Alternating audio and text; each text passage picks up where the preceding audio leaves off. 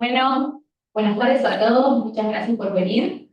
Eh, bueno, hoy nos toca un tema muy relevante, la comunicación del mundo en la era digital y en las redes sociales, en esta segunda edición de una conversación que arrancó ya el año pasado. Así que muchas gracias a todos por venir. Francisco, si quieres dar una palabra de bienvenida. Bien, es como para darles la bienvenida, agradecimiento. Solo decirles que estamos en Cari muy interesados en aprender lo que están haciendo, de sus experiencias. Sabemos que la forma de comunicar y también la forma de comunicar las relaciones internacionales está cambiando rápidamente. Eh, esta es la segunda versión de este ciclo y hasta también la embajadora Roland Bach, secretaria general de Cari. Y que sepan que tienen las puertas abiertas del CARI.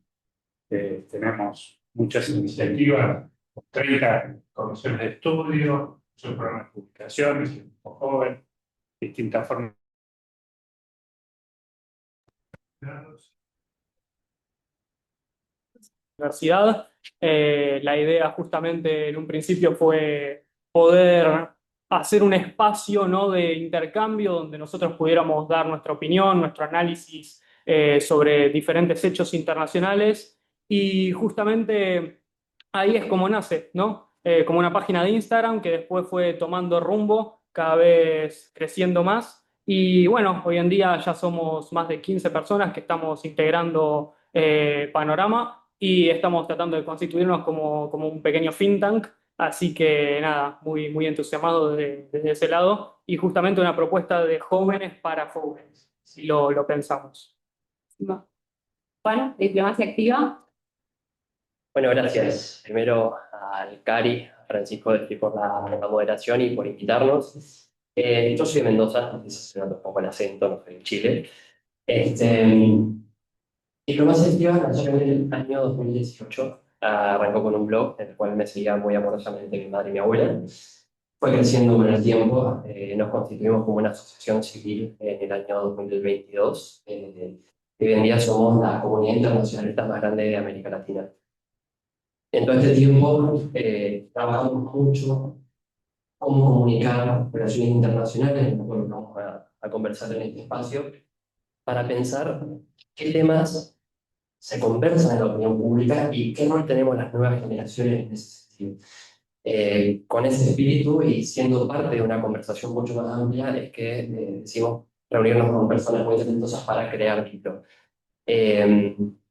Vamos a conversar seguramente a lo largo de la mesa sobre varios aspectos sobre lo que es la organización, pero hoy en día, digamos, la actividad tiene un alcance muy amplio en todo lo que es América Latina y algunas regiones de Europa. Gracias, Juan. Lucrecia de Politically. Hola, buenas tardes a todos. Bueno, quería en primer lugar agradecer al equipo del CARI que organizó este gran espacio y agradecer la invitación. Bueno, yo soy Lucrecia, coordinadora general de Politically, un medio que nació en Córdoba en el año 2020, gracias a 4 internacionalistas y politólogos de la Universidad Católica de Córdoba. Somos un medio que le interesa mucho comunicar por qué pasa lo que pasa en el mundo de una manera simple, clara, accesible para tanto público especializado como no especializado. Un poco nuestra misión es encontrar cómo la política está presente en todos los ámbitos de la realidad doméstica e internacional y poder facilitárselo a las audiencias a través de las redes sociales, que es de gran alcance y mucho uso más. Buenísimo. Y Sophie, de Girls Politics. Bueno, muchas gracias a todos.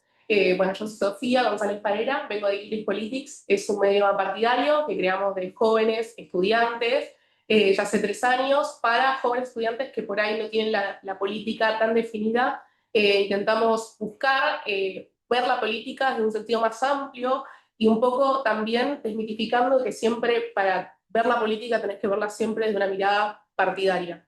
La verdad que nuestro centro principal y en principio fue justamente ver la otra parte de la política y enfocarlo por ahí en chicas, que como es el nombre de Girly Politics, pero hoy en día ya se amplió mucho la comunidad y tenemos más de 100 voluntarios que trabajan atrás, que no están atravesados por el género. Así que eso.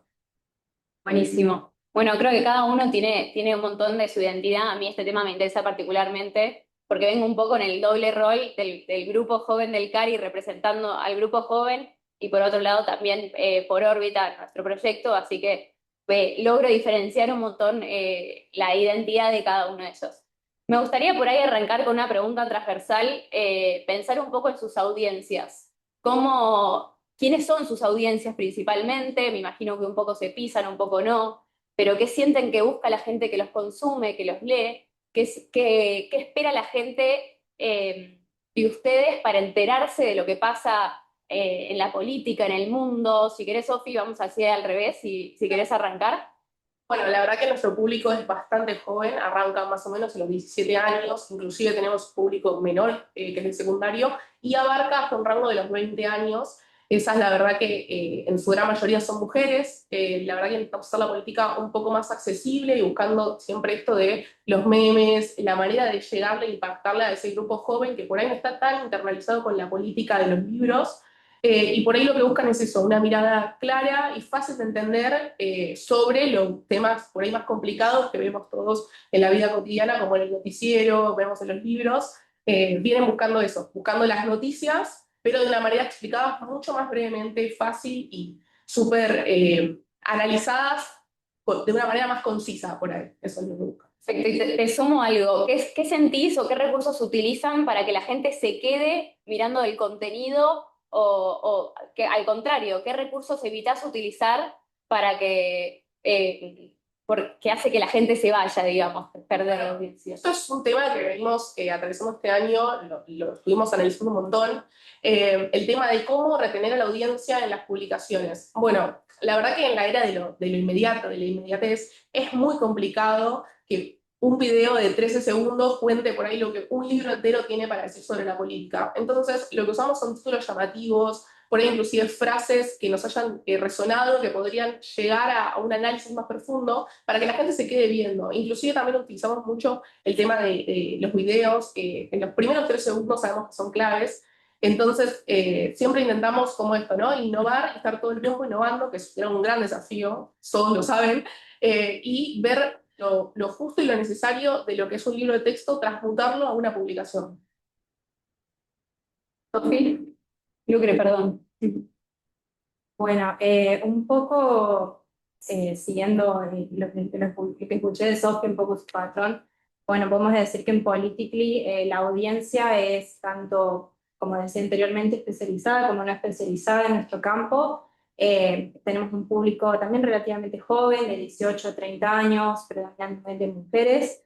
Y un poco el contenido que nosotros hacemos a veces tiene más o menos profundidad, tratamos de que sea contenido multiplataforma, tenemos artículos de redacción que capaz son más extensos, más complejos en una plataforma, tenemos los posteos en Instagram con mayor o menor profundidad, porque tratamos de que el usuario pueda elegir cuánto desea consumir de la información que nosotros le estamos brindando.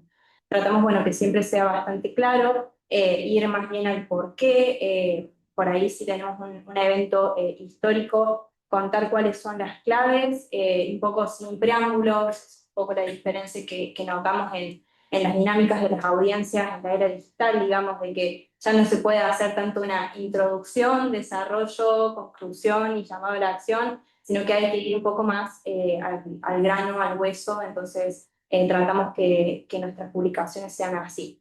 También como dijo Sofi, el gancho de los primeros 3 segundos son claves, o sea, por ahí hay que bajar a ese lado un poco marketinero, porque si no, la gente realmente no se queda consumiendo el contenido valioso que vos estás produciendo y que vos estás compartiendo. Entonces, bueno, contar ahí con esos primeros, o esa primera slide de una publicación, o en ese primer párrafo de un artículo, o en esos primeros 3 segundos de un reel. Así que también tratamos de ayornarnos un poco la dinámica digital sin perder esa rigurosidad académica. ¿Qué quiere la gente? Para mí lo que quiere es ser parte de la discusión pública y de lo que pasa en el mundo. Año 2016, cuando Diplomacia Activa de alguna forma se empezó a pensar, hay un boom muy grande de las redes sociales, principalmente Instagram, donde las redes sociales ya no son WhatsApp o Gmail, sino que las personas empiezan a ver qué está pasando en el mundo. Entonces, de alguna forma, hay una internacionalización del individuo en relaciones internacionales. A eso se le suman algunos hechos muy importantes en ese año, como Donald Trump, Brexit y un montón de cosas que de alguna forma dicen, por más que no me interese qué está pasando en el mundo, tengo que saber qué está pasando en el mundo. A partir de eso hay una proliferación, si se quiere, de creadores de contenido en política internacional que con el tiempo hemos tenido que afinar y afilar la forma de hablar.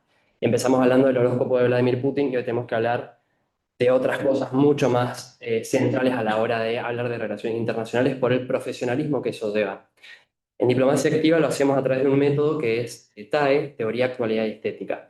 Intentamos que todos los contenidos que hacemos, sean artículos, podcasts o contenidos en redes sociales, estén atravesados por estos tres puntos, ¿no? Teoría, Actualidad y Estética.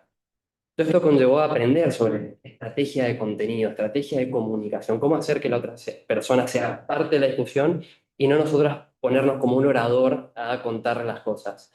Eh, a partir de eso, les comentaba que Diplo creó un marco de trabajo con el tiempo y hoy lo intentamos de transformar en un método de trabajo. Que cada cosa que hacemos en diplomacia activa tenga esto de teoría, actualidad y estética para poder aportar información, para poder estar en lo que conversan las personas y todo eso con la estética, que suena medio raro, pero es la herramienta que termina por armonizar todas las partes, porque somos una generación sumamente visual. Por más que sea el mejor libro del mundo, si nos lo venden mal o feo, no lo vamos a leer.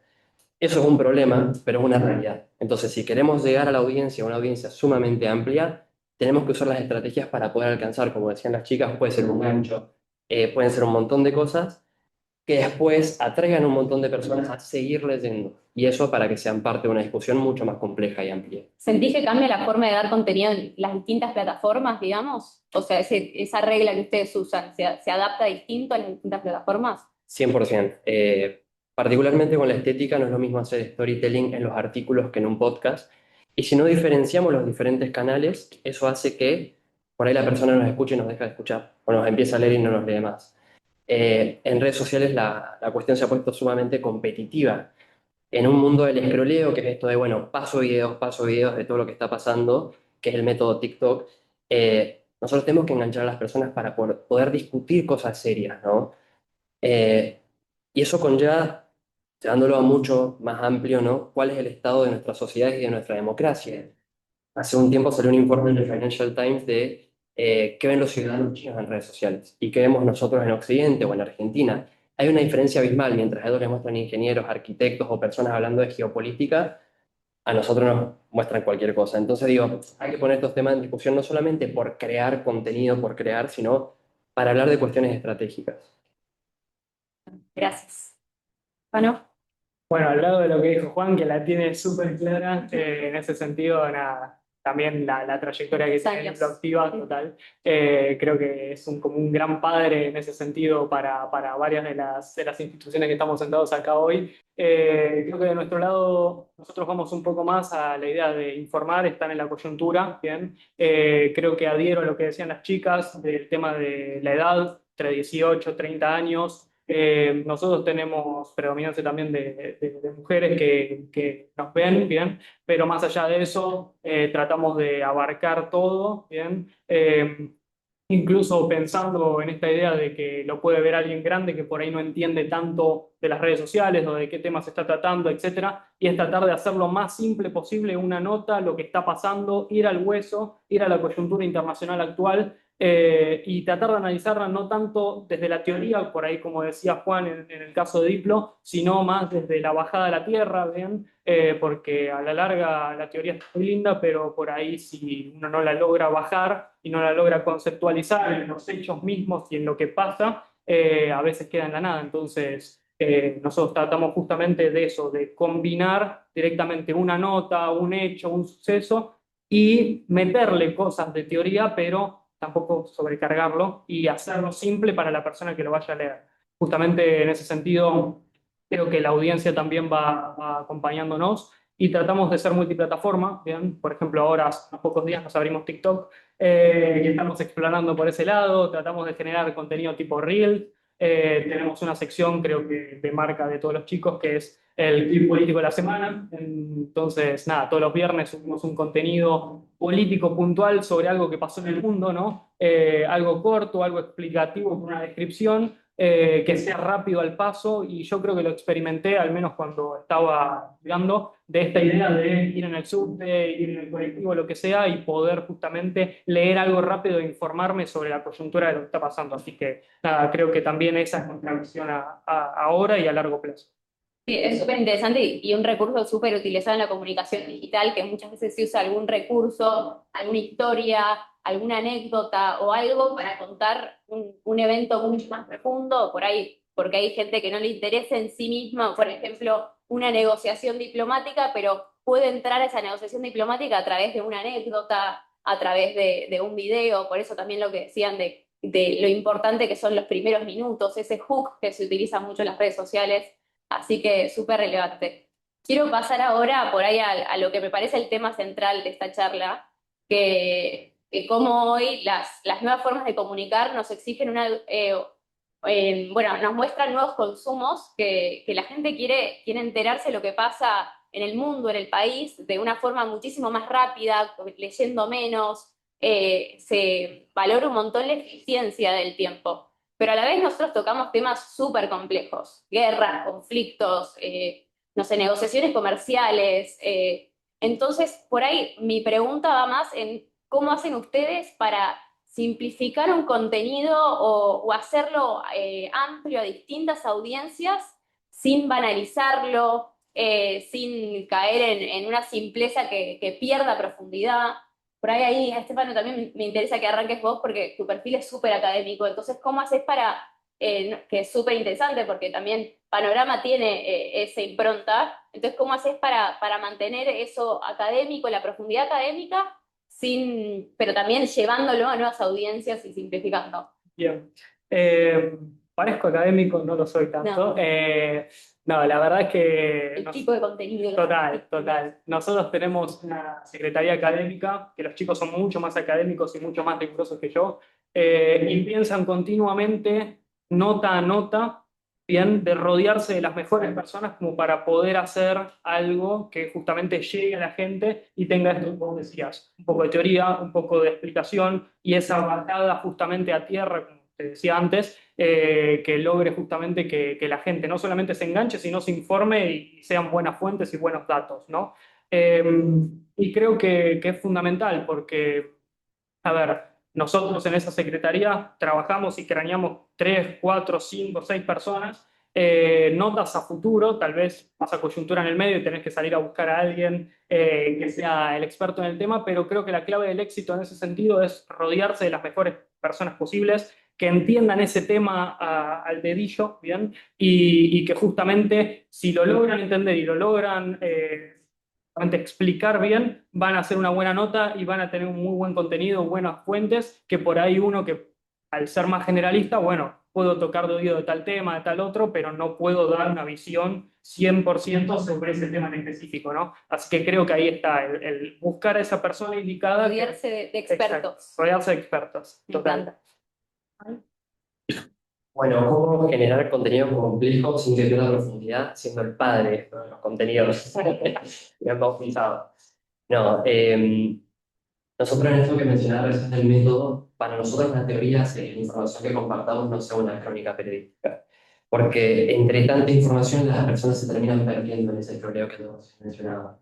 Entonces lo que pasa hoy en Colombia, mañana pasa con Venezuela, pasa en Ucrania, pasado en Irán, y se termina perdiendo en una marea, digamos, de información.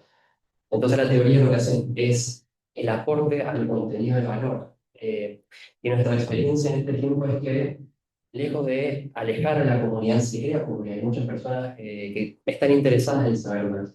Y usar esos recursos, ya sea para sus universidades, para trabajar en medios de comunicación, para sus clases, etc.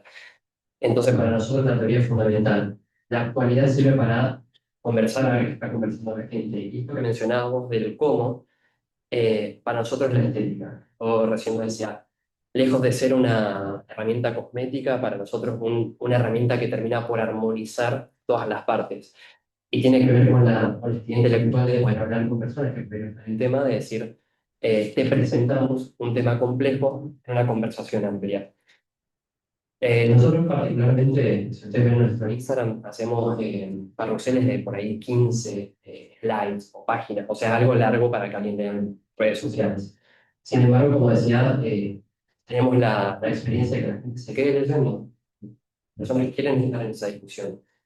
Y también nos critican, y hay hate, veces se quejan de redes sociales, bueno, todo lo que vamos a hablar es todo muy lindo, pero también sabemos que es como dar un poco en una pecera con tiburones, las redes sociales, y hay que aprender sobre la marcha que cuando uno habla de política en una audiencia masiva tiene que tener ciertos límites y ciertos perfiles para poder tener una conversación digna, ¿no?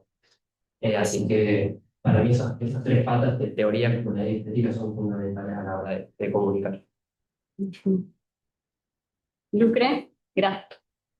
Bueno, tomando un poco lo que vos hablabas sobre la estética, Juan, para nosotros también es algo muy importante, un pilar muy importante a la hora de comunicar, para poder transmitir una idea simple, digamos, una idea compleja, de manera más simple, sin banalizarla, con estética limpia, digamos, con fondos blancos, el texto justo y necesario, pudiendo resaltar como en los puntos claves. Pero también, si nosotros tenemos un tema complejo, tenemos 15 slides para poder conversarlo un poco, bueno, ¿cómo nos estructuramos? Pensar en esos puntos claves, saber si necesitamos complejizarlo, agregar un poco de teoría, o si están muy abstractos, necesitamos bajarlos un poco a tierra, a partir de eso también poder determinar, estoy cayendo como en el blanco y negro, digamos, si es una cosa u otra, ¿por qué no buscamos también el lado novedoso para aportar en el pensamiento del lector?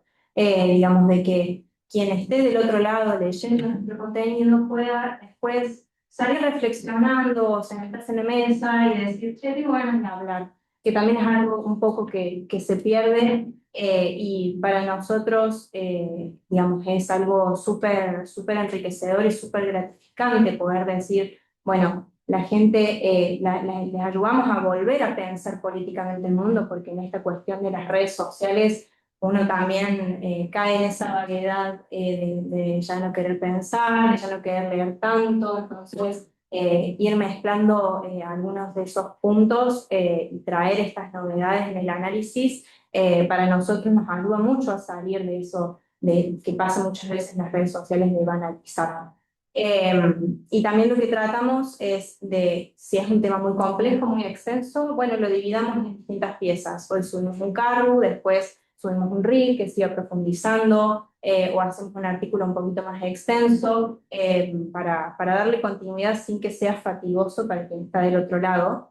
Y algo que hemos incorporado de este año, que nos dimos cuenta que es súper necesario, es el tema de las fuentes. En las redes sociales uno se informa, toque, digamos, saca, los diarios están ahí todo el tiempo dándonos información, como que bueno, la carrera por el más rápido, y bueno, nosotros quizás no somos tan rápidos en el análisis que hacemos, nos demoramos un poquito, pero lo que subimos sabemos que está chequeado y encima brindamos las fuentes para decir que esto está chequeado. Y también reconozco el trabajo de otros medios que bueno, que nosotros nos estamos eh, sirviendo para poder ampliar el análisis. Gracias. Bueno, la verdad que banalizar hoy en día en redes sociales es muy fácil. O sea, yo creo que deberíamos inclusive arrancar un poco por ahí. Es muy fácil banalizar los temas profundos que tocamos todas las cuentas en redes sociales. Entres a cualquier tema de cualquier política en cualquier parte del mundo, va a haber un reel explicado en 3 segundos sin ningún tipo de teoría. Entonces, yo creo que es muy complicado llevarlo. Lo que nosotros utilizamos siempre es, bueno, basarnos siempre en la teoría, lo que aprendemos en nuestras clases. De hecho, por eso la gran parte de nosotros, de los que están en English Politics, somos estudiantes, así que todo el tiempo estamos informando y yo creo que también eso ayuda a que el contenido sea más rico también en opiniones. También, si bien nosotros no ponemos las fuentes, porque sabemos que es un gran tema de debate para los haters, sí tenemos, por ejemplo, las revistas que nosotros armamos semanalmente, tienen todas las fuentes. Entonces intentamos tocar el mismo tópico en diferentes plataformas y en diferentes perspectivas desde la misma cuenta. Yo sé que es algo por ahí muy difícil de dimensionar, pero lo que hacemos es eso. De una publicación, al día siguiente sacamos un reel, de ese reel también sacamos, bueno, la revista, también entrevistamos a una persona que habla sobre ese tema, entonces por ahí el mismo contenido, que parece tan simple como 3 preguntas, lo terminamos diversificando tanto que hay más contenido, no se banaliza, se termina publicando muchísimo más, termina visibilizando por ahí peculiaridades y cosas que la gente por ahí en su vida o en el diario no están. Entonces, por ahí nos basamos un poco en eso y también lo que hacemos para que, un poco lo que hablaban los chicos era cómo seguir en las publicaciones. Por ahí son 15 slides y ya la tercera, ya por ahí un chico que, no sé, está arrancando una carrera que no tiene nada que ver con política, la aportó. Entonces, lo que usamos todo el tiempo por ahí para intentar mantener como la audiencia es esto de las preguntas. Son preguntas que hacemos todos cotidianamente. De hecho, yo creo que un poco por qué arrancó Girlis fue por eso, o sea, porque queríamos saber por ahí más allá de lo que enseñaba la facultad, más allá de lo que aprendíamos en el colegio, más allá de lo que aprendíamos solamente en los diarios, aprender mucho más. Entonces, lo que utilizamos es lo mismo que nosotros querríamos para la cuenta. Utilizamos preguntas. Los ganchos por ahí de los que tanto hablábamos son preguntas. Si vamos a hablar de una temática internacional, que por ahí es un tema de un país que está, no sé, en Asia, en África, por ahí yo no lo conozco realmente. Bueno, en este caso estudié Relaciones Internacionales, yo juro que lo sé, pero bueno, no siempre es la normalidad por ahí para una persona que estudia arquitectura. Entonces, preguntarte, ¿dónde está, no sé, este país en África, que de la nada tiene monos albinos? Bueno, verlo desde otra perspectiva, empezar a analizarlo por ahí de algo más básico, como lo que vengo diciendo, o sea, llevar el contenido tan grueso a algo tan simple como puede ser una pregunta que nos hacemos todos, que la podés mirar en una historia que viste hoy en el subte. La verdad que es muy complicado, como decía, no banalizar los temas que vemos en la política actual, pero yo creo que con esto, haciéndolo visible y llevándolo en diferentes plataformas, el mismo contenido y amplificándolo todo el tiempo, hace que no lo banalicemos, hace que le demos un foco diferente y les demos herramientas para que las nuevas generaciones puedan ver temáticas que por ahí no están al alcance de todos.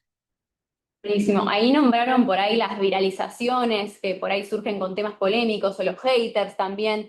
¿Hay algunos temas, pregunto así en general, por si alguno quiere arrancar a responder, hay algunos temas que prefieren no tocar para herir sensibilidades? Por ahí hay muchas veces que en temas, sí, sobre todo de política, relaciones internacionales, muchos mencionaron que son apartidarios, entonces, ¿cómo hacen para mantener su objetividad? No herir ninguna sensibilidad, pero al mismo tiempo sabiendo que el ámbito de las redes sociales hay veces que requiere tomar bandos y así generar mayor contenido, mayor viralización. ¿Qué opinan? ¿Alguno tiene alguna reflexión al respecto? Estefano. Voy a decir algo muy feo, pero no queremos justamente lucrar con la tristeza ajena ni con procesos. Por ejemplo, tema terremoto Venezuela, terremoto Colombia, etcétera. Pero también pensándolo es como hay que informar, hay que estar, hay que dar una mirada, hay que dar información, etcétera. Y nos pasó en el del terremoto de Venezuela que hicimos un compilado de como diferentes momentos o diferentes partes de Venezuela cuando fue lo del terremoto y se nos pegó el reel y pasó que se viralizó y creo que tuvo como 30.000 visitas.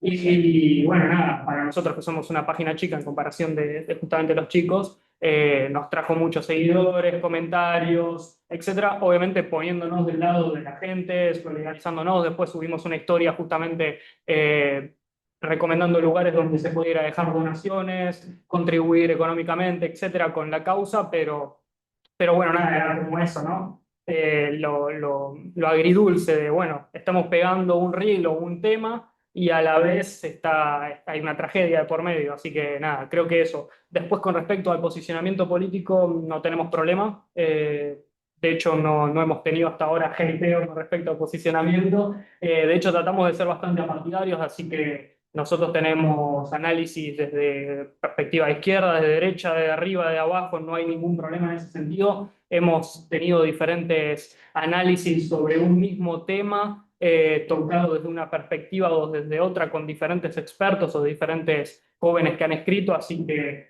nada, obviamente hay comentarios negativos o positivos, pero no tenemos mayor problema en ese sentido, al menos desde nuestro lado. ¿Puedo contar?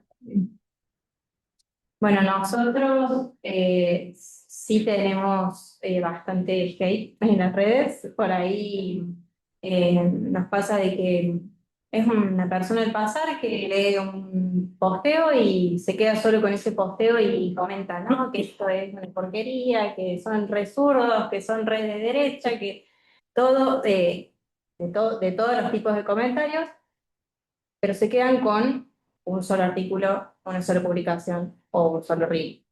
Y realmente no consumen más de nuestro contenido para darse cuenta que de todos nuestros miembros hay un montón de miradas y un montón de tipos de análisis. Somos apartidarios, pero siempre cuando uno pone un análisis, una subjetividad se escapa y bueno, es así y por algo estudiamos lo que estudiamos y a uno le interesan más algunas teorías que otras. Lo que tratamos es que, bueno, respetamos ese comentario, su parecer, vaya y pase, a menos que, bueno, se vuelva algo ofensivo y se da de baja el comentario. Pero bueno, es un poco la dinámica de las redes donde uno tiene esa total libertad de expresión y bueno, es saber aceptar que es eso y que no te derrumbe toda tu misión. Respecto, bueno, a los posts virales, y también nos ha pasado bueno, vos decís, ¿cómo la pegué con este reel? Que no me lo esperaba. Algo así que se haya viralizado. Sí, de hecho, en el último mes tuvimos 2 posteos que, bueno, veníamos no sé, 200 likes en los posteos y uno, ¡pum!, despertó una mañana, 5.000 likes, 80.000 comentarios y todavía no entendemos bien por qué. Yo creo que, bueno, el contenido es muy bueno, igual que todo el resto de los posteos, sin importar la cantidad de me gustas, pero, bueno, uno hablaba sobre la democracia y otro sobre sí, también creo que era relacionado con cuestión democrática, pero bueno, hubieron comentarios muy valiosos, muy buenos aportes como para seguir pensando, para seguir ampliando el debate, que eso también es algo muy hermoso cuando pasa. Y bueno, como decís vos, Estefano, no es lindo decir, uy, se me viralizó un post sobre una guerra, pero bueno, es a lo que nosotros nos dedicamos y con las cosas que nos enfrentamos, y yo creo que lo valioso es esa ética profesional que tenemos y creo que todos los miembros de sus redes, de sus medios tienen, de tratar esos temas con respeto. Entonces yo creo que, volviendo un poco a lo anterior, de no banalizar, es tratar con respeto los temas que estamos abordando. Eso es lo que creo. Nosotros sí nos metemos en el barro. Somos diplomacia activa y es algo que mantuvo el espíritu en este tiempo. Nosotros cuando arrancamos a hacer redes sociales, algunos recordarán que habían temas de los cuales no se hablan, porque uno puede ser bueno, malo, más progre, menos progre, entonces bueno, terminamos... Solo se hablan en Twitter. O bueno, y así estamos ahora. Pero el tema de no hablar los temas para nosotros fue un problema desde el inicio. Entonces, nosotros no somos objetivos. Nosotros siempre nos van a ver que tenemos 4 principios, que es paz, libertad, justicia, instituciones sólidas. Y ninguno de esos temas lo tratamos de una forma naif o inocente, sino intentamos hacer un doble clic ahí para, bueno, ¿qué es la paz? ¿De qué estamos hablando? Porque cuando empezamos en todo esto, bueno, Naciones Unidas buenísimo, la Unión Europea buenísimo, todo buenísimo, hablemos del tema. Porque si no, no se puede hablar, no hay debate, no hay discusión, y eso en redes sociales lo que genera al final es como hablarle a la pared de alguna forma. No somos objetivos, pero somos independientes. ¿Sí? En todo este tiempo nos han querido pagar partidos políticos, figuras, un montón de personas, pero siempre hemos mantenido esa independencia de decir lo que resolvamos o cómo lo vamos a hacer en un equipo, con diferentes miradas, como decían las chicas, pero de forma independiente. Entonces nosotros en Diplo sí creemos que hay que hablar los temas, hay que hablarlo con una mirada seria, intentando de aportar y generar contenido de valor. Ustedes lo hacen muy bien en órbita, en su newsletter, por ejemplo. Y es eso, no tener los miedos a la hora de hablar, porque si no, cortamos el debate. Y quedan pocas campanas ahí pululando en las redes sociales que pueden hablar o no. Y una vez más el tema de la experiencia. Nuestra experiencia eso ha hecho que se enriquezca el debate. Y los haters terminen a disminuir al final por personas que realmente quieren o no saber sobre ese tema en particular. No, particularmente el tema de Girlis es un poquito diferente, digamos. Nosotros tocamos casi todos los temas, sacamos un montón de publicación y el contenido es recurrente todo el tiempo. Tenemos publicaciones todos los días, reels más o menos 2 o 3 veces por semana, historias por ahí 5 mínimo todos los días. Entonces la verdad que temas tocamos todos. Entonces es muy complicado por ahí este tema de lo apartidario, siendo que subimos tanto contenido. Bueno, siempre tiene una perspectiva por ahí lo que subimos, pero lo importante es que es muy plural.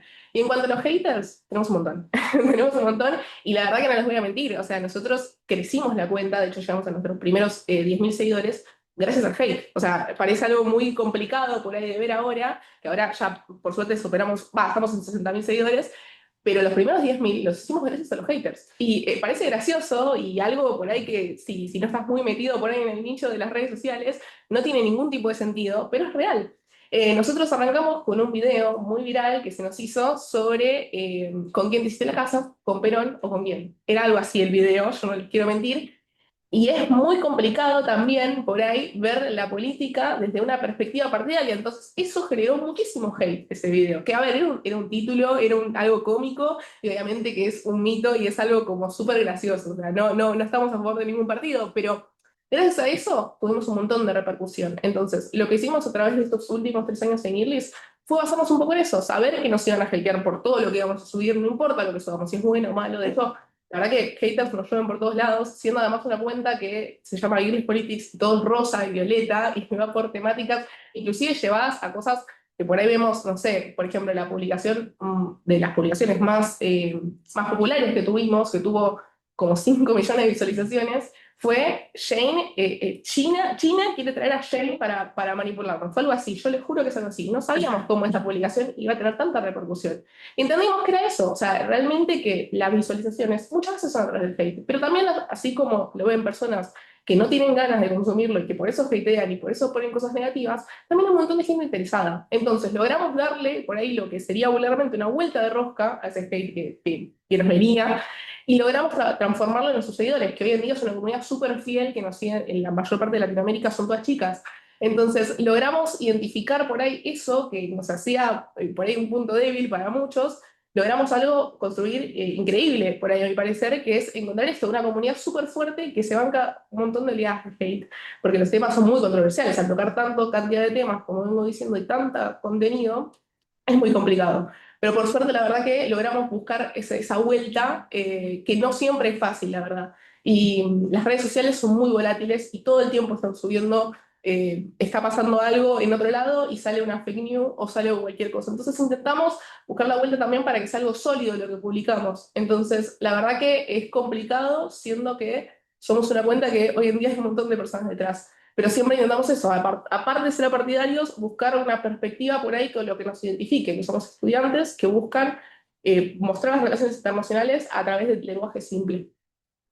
¿Sentís que al tocar por ahí temas tan controversiales, por ahí te das un poco más cuenta, o a todos en general, sienten que aún hoy hay un tipo de prejuicio de los medios tradicionales, esta forma nueva de contar? Ustedes usan mucho, por ejemplo, bueno, todos, el recurso de la estética, sienten que eso, hay un prejuicio de los medios de comunicación tradicionales, los diarios, la televisión, o hoy se está fortaleciendo tanto que un poco se rompió con eso? Porque ahora cada vez más por ahí la televisión usa ahora los canales de streaming, hay como, estamos viendo hoy un cambio, pero sienten que todavía hay un prejuicio, ¿no? ¿Se está transformando eso?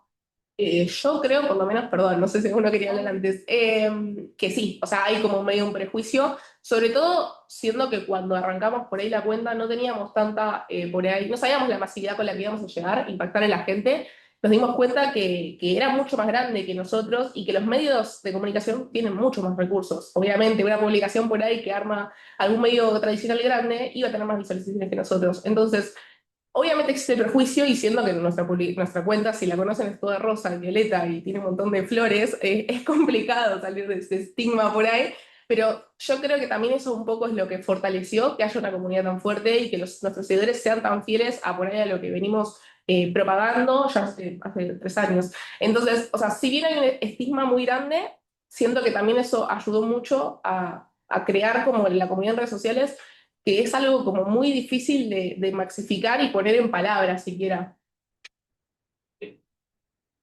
¿No? Hay una distinción que me gustaría hacer sobre seguidores y comunidad, que es algo que hemos hablado con Estefan, por ejemplo. Vas a tener 10 millones de seguidores y poca comunidad. El tema de generar comunidad, de generar de un grupo de personas que está hablando de ciertos temas, es lo que nosotros hemos intentado construir en este tiempo. Particularmente nosotros no hacemos crónica periodística, pensamos en las relaciones internacionales, pensamos lo que pasa en el mundo y a partir de eso intentamos hacer contenido de valor.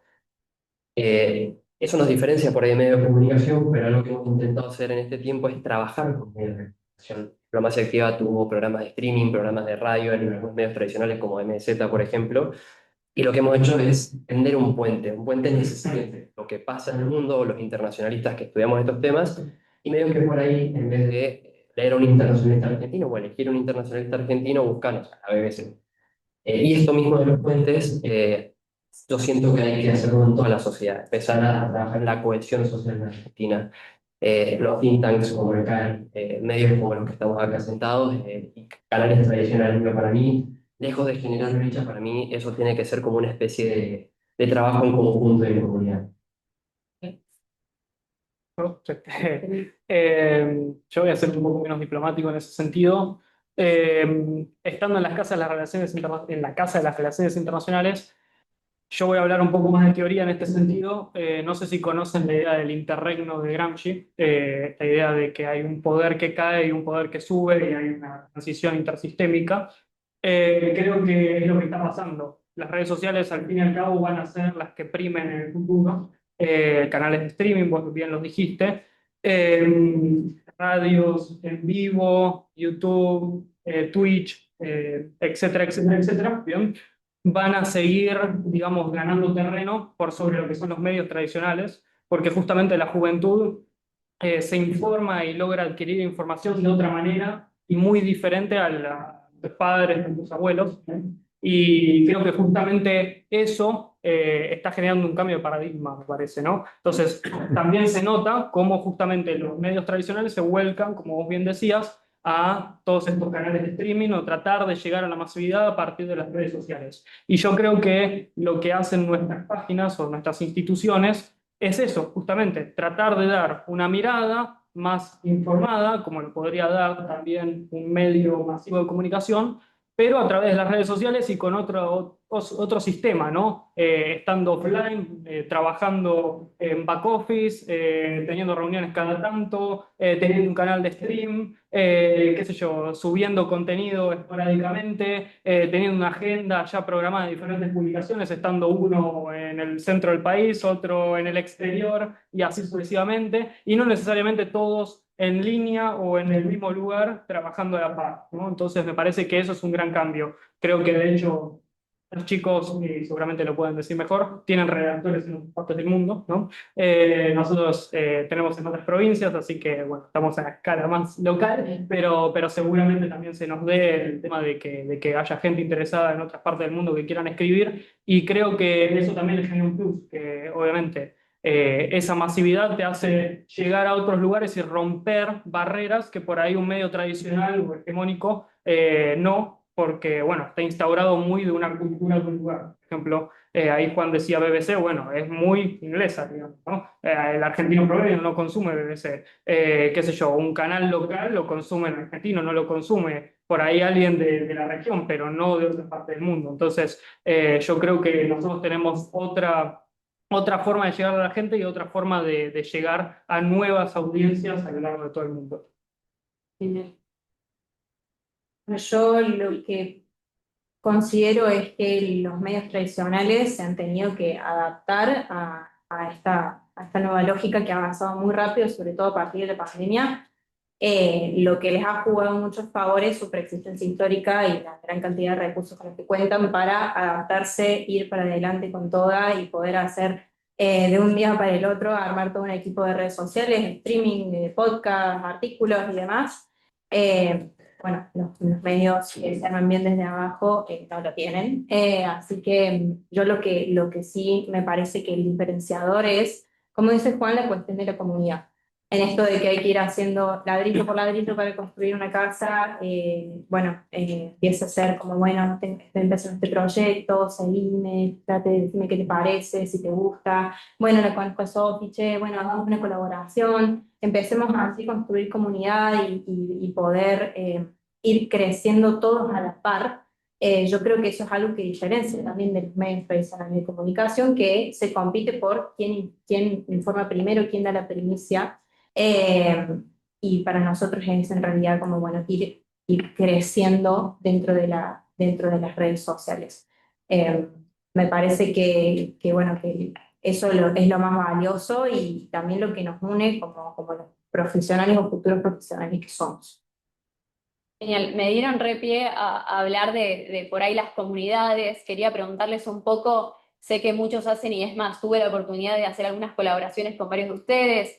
Sé que algunos hacen cursos o construyen distintas reuniones, que tienen una comunidad, algunos más grande, otros a nivel federal súper fuerte. ¿Qué valoran de su comunidad? ¿Cómo la construyeron? ¿En qué se diferencia un poco de su audiencia en algunas redes sociales o en la página web o en distintas plataformas?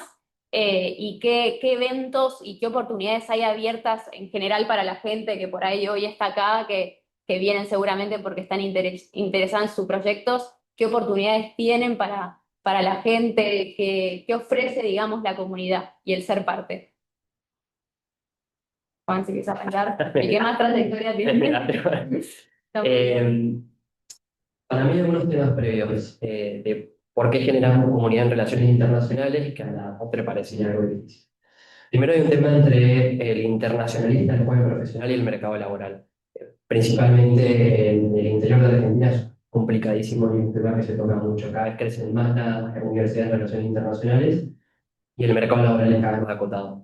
El internacionalista tiene que ser un poco una navaja suiza para poder navegar en eso. Nosotros nos dimos cuenta que no solo pasa en Argentina, pasa en toda América Latina. En un mundo cada vez más complejo, hay cada vez más internacionalistas, pero volvemos al tema de la brecha y la necesidad de tener esos puentes. Nosotros tocamos muchos esos temas, de hecho con el grupo Cali Joven hicimos una publicación de éxito con los internacionalistas, y ahí hablamos un poco de cómo nos planteamos las nuevas generaciones frente al mundo, pero para poder generar valor dentro de una empresa, de un organismo público, de un think tank. Entonces, el internacionalista no tiene un rol inocente dentro de la sociedad, dentro de esas instituciones. A partir de poner esos temas sobre la mesa es que empezamos a crear comunidad, a construir comunidad. Después hay cuestiones de métricas, si tienen edad, de qué género tienen. Nosotros lo que trazamos como un tema común es el internacionalista queriendo ser valioso para la sociedad. Y eso siendo parte de un think tank generando conocimiento o de un trabajo generando valor. Nosotros trazamos ese paralelo y nos damos cuenta que, y más ampliaría no solo en América Latina y en Iberoamérica, es un tema recurrente dentro de la comunidad de relaciones internacionales. ¿Sentís que había un vacío para la juventud en ese sentido, de generar comunidad? Fue contra. Diplomacia activa nace la necesidad, donde comentaba, soy de Mendoza, comencé diplomacia activa cuando iba a la universidad por la necesidad de decir, cuando tú me recibas, ¿qué va a pasar? Estefano me dijo que tengo unos años, tengo 29, no soy tan grande, pero ya en ese momento yo les decía, 2016, Trump, Brexit, Mendoza. De un lado tenemos montaña y del otro lado el centro político, Buenos Aires, tenemos a más de 1000 kilómetros, entonces había para alarmarse. Y nos dimos cuenta justo de eso, de que teníamos que empezar a alarmarnos y no preguntarnos qué hacían las relaciones internacionales por nosotros, sino que estábamos haciendo nosotros por las relaciones internacionales. Cualquiera de nosotros que hable LinkedIn va a ser muy difícil que busque el internacionalista. No digo periódico porque me parece que es grande. Pero nosotros no tenemos que esperar que la sociedad nos busque, sino nosotros mostrar por qué somos valiosos para la sociedad. Ahí arrancamos ese recorrido. Y ese vacío lo intentamos de cubrir de esta forma de decir, no, somos valiosos, pero ¿por qué somos valiosos y para qué? ¿Tú crees que querés seguir? Bueno, ¿Qué es lo que más distingue a tu comunidad también? yo creo que lo que más distingue es esto de pensar políticamente el mundo. Volver a hacernos preguntas, cosas de la vida cotidiana que, bueno, ya las habíamos racionalizado tanto y, bueno, simplificado en memes, que, bueno, que es valioso volver a pensar y hacer el ejercicio reflexivo. Nosotros, por ahí en un comentario, que nos digan, bueno, podrían hablar de tal tema, es porque lo que ya leyeron de nosotros generó algo en ellos que les despertó un interrogante y les interesa que se siga hablando con una voz de más autoridad en el sentido de más conocimiento teórico o académico. Entonces, yo creo que lo importante para nosotros en nuestra comunidad es eso, despertar o que se prenda la lamparita en la persona que está del otro lado. Y también un poco, yo soy de Córdoba, soy de la Universidad Católica de Córdoba, y bueno, mucho lo que pasa es, bueno, cuando terminamos la carrera o nos volvemos a la provincia de origen o nos vamos a vivir a Buenos Aires, porque en Buenos Aires están las oportunidades, y bueno, nos encantaría que en algún futuro Politics sea una fuente de trabajo. Y bueno, lo que tratamos de construir hacia adentro del medio también es comunidad entre los miembros, en que se sientan cómodos, en que les guste el espacio donde están, en el equipo que conforman, en las producciones que realizan y en tener la confianza para poder decir, che, soy tu amigo, no necesariamente soy tu competencia para un puesto de trabajo, o sea, soy tu compañero, soy tu colega y podemos pensar incluso mejores cosas juntos. Que muchas veces en el campo de las relaciones internacionales, en esto de que escasea el mercado laboral, ya se hace mucho más grande esa distancia el uno con el otro.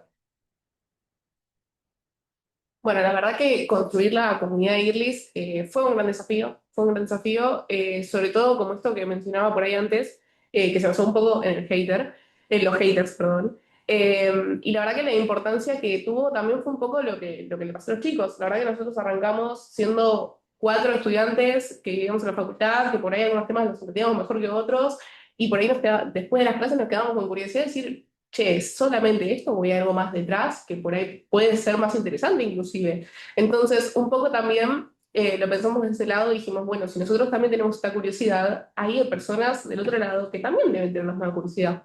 Entonces, empezó un poco por ahí y ya hoy la verdad que se diversificó mucho. Un momento preguntaba sobre las oportunidades. La verdad que cada 6 meses nosotros más o menos hacemos un voluntariado donde ahí tenemos un montón de áreas, tenemos redacción, edición, revista, entrevista, no sé si me estoy olvidando alguna, pero creo que esas son todas. Y nada, la verdad que, y bueno, eventos también tenemos en un momento, donde lo que hacemos cada 6 meses es buscamos personas nuevas, que por suerte la verdad que tenemos la verdad que tenemos una gran llegada, perdón, a nivel de Latinoamérica, que tenemos voluntarios de otros países, inclusive de Argentina también, de diferentes provincias, y que hoy en día nuestra comunidad también se hace un poco en eso, que son un montón de personas que tienen las mismas curiosidades que nosotros y que se sienten identificados por el contenido que subimos, y que gracias a eso llegamos a entender un poco esto, ¿no? De lo que venimos a hablar hoy, que las redes sociales también no son un transporte para entender problemas más profundos y problemáticas que por ahí vemos al otro lado del mundo que no teníamos ni idea ayer.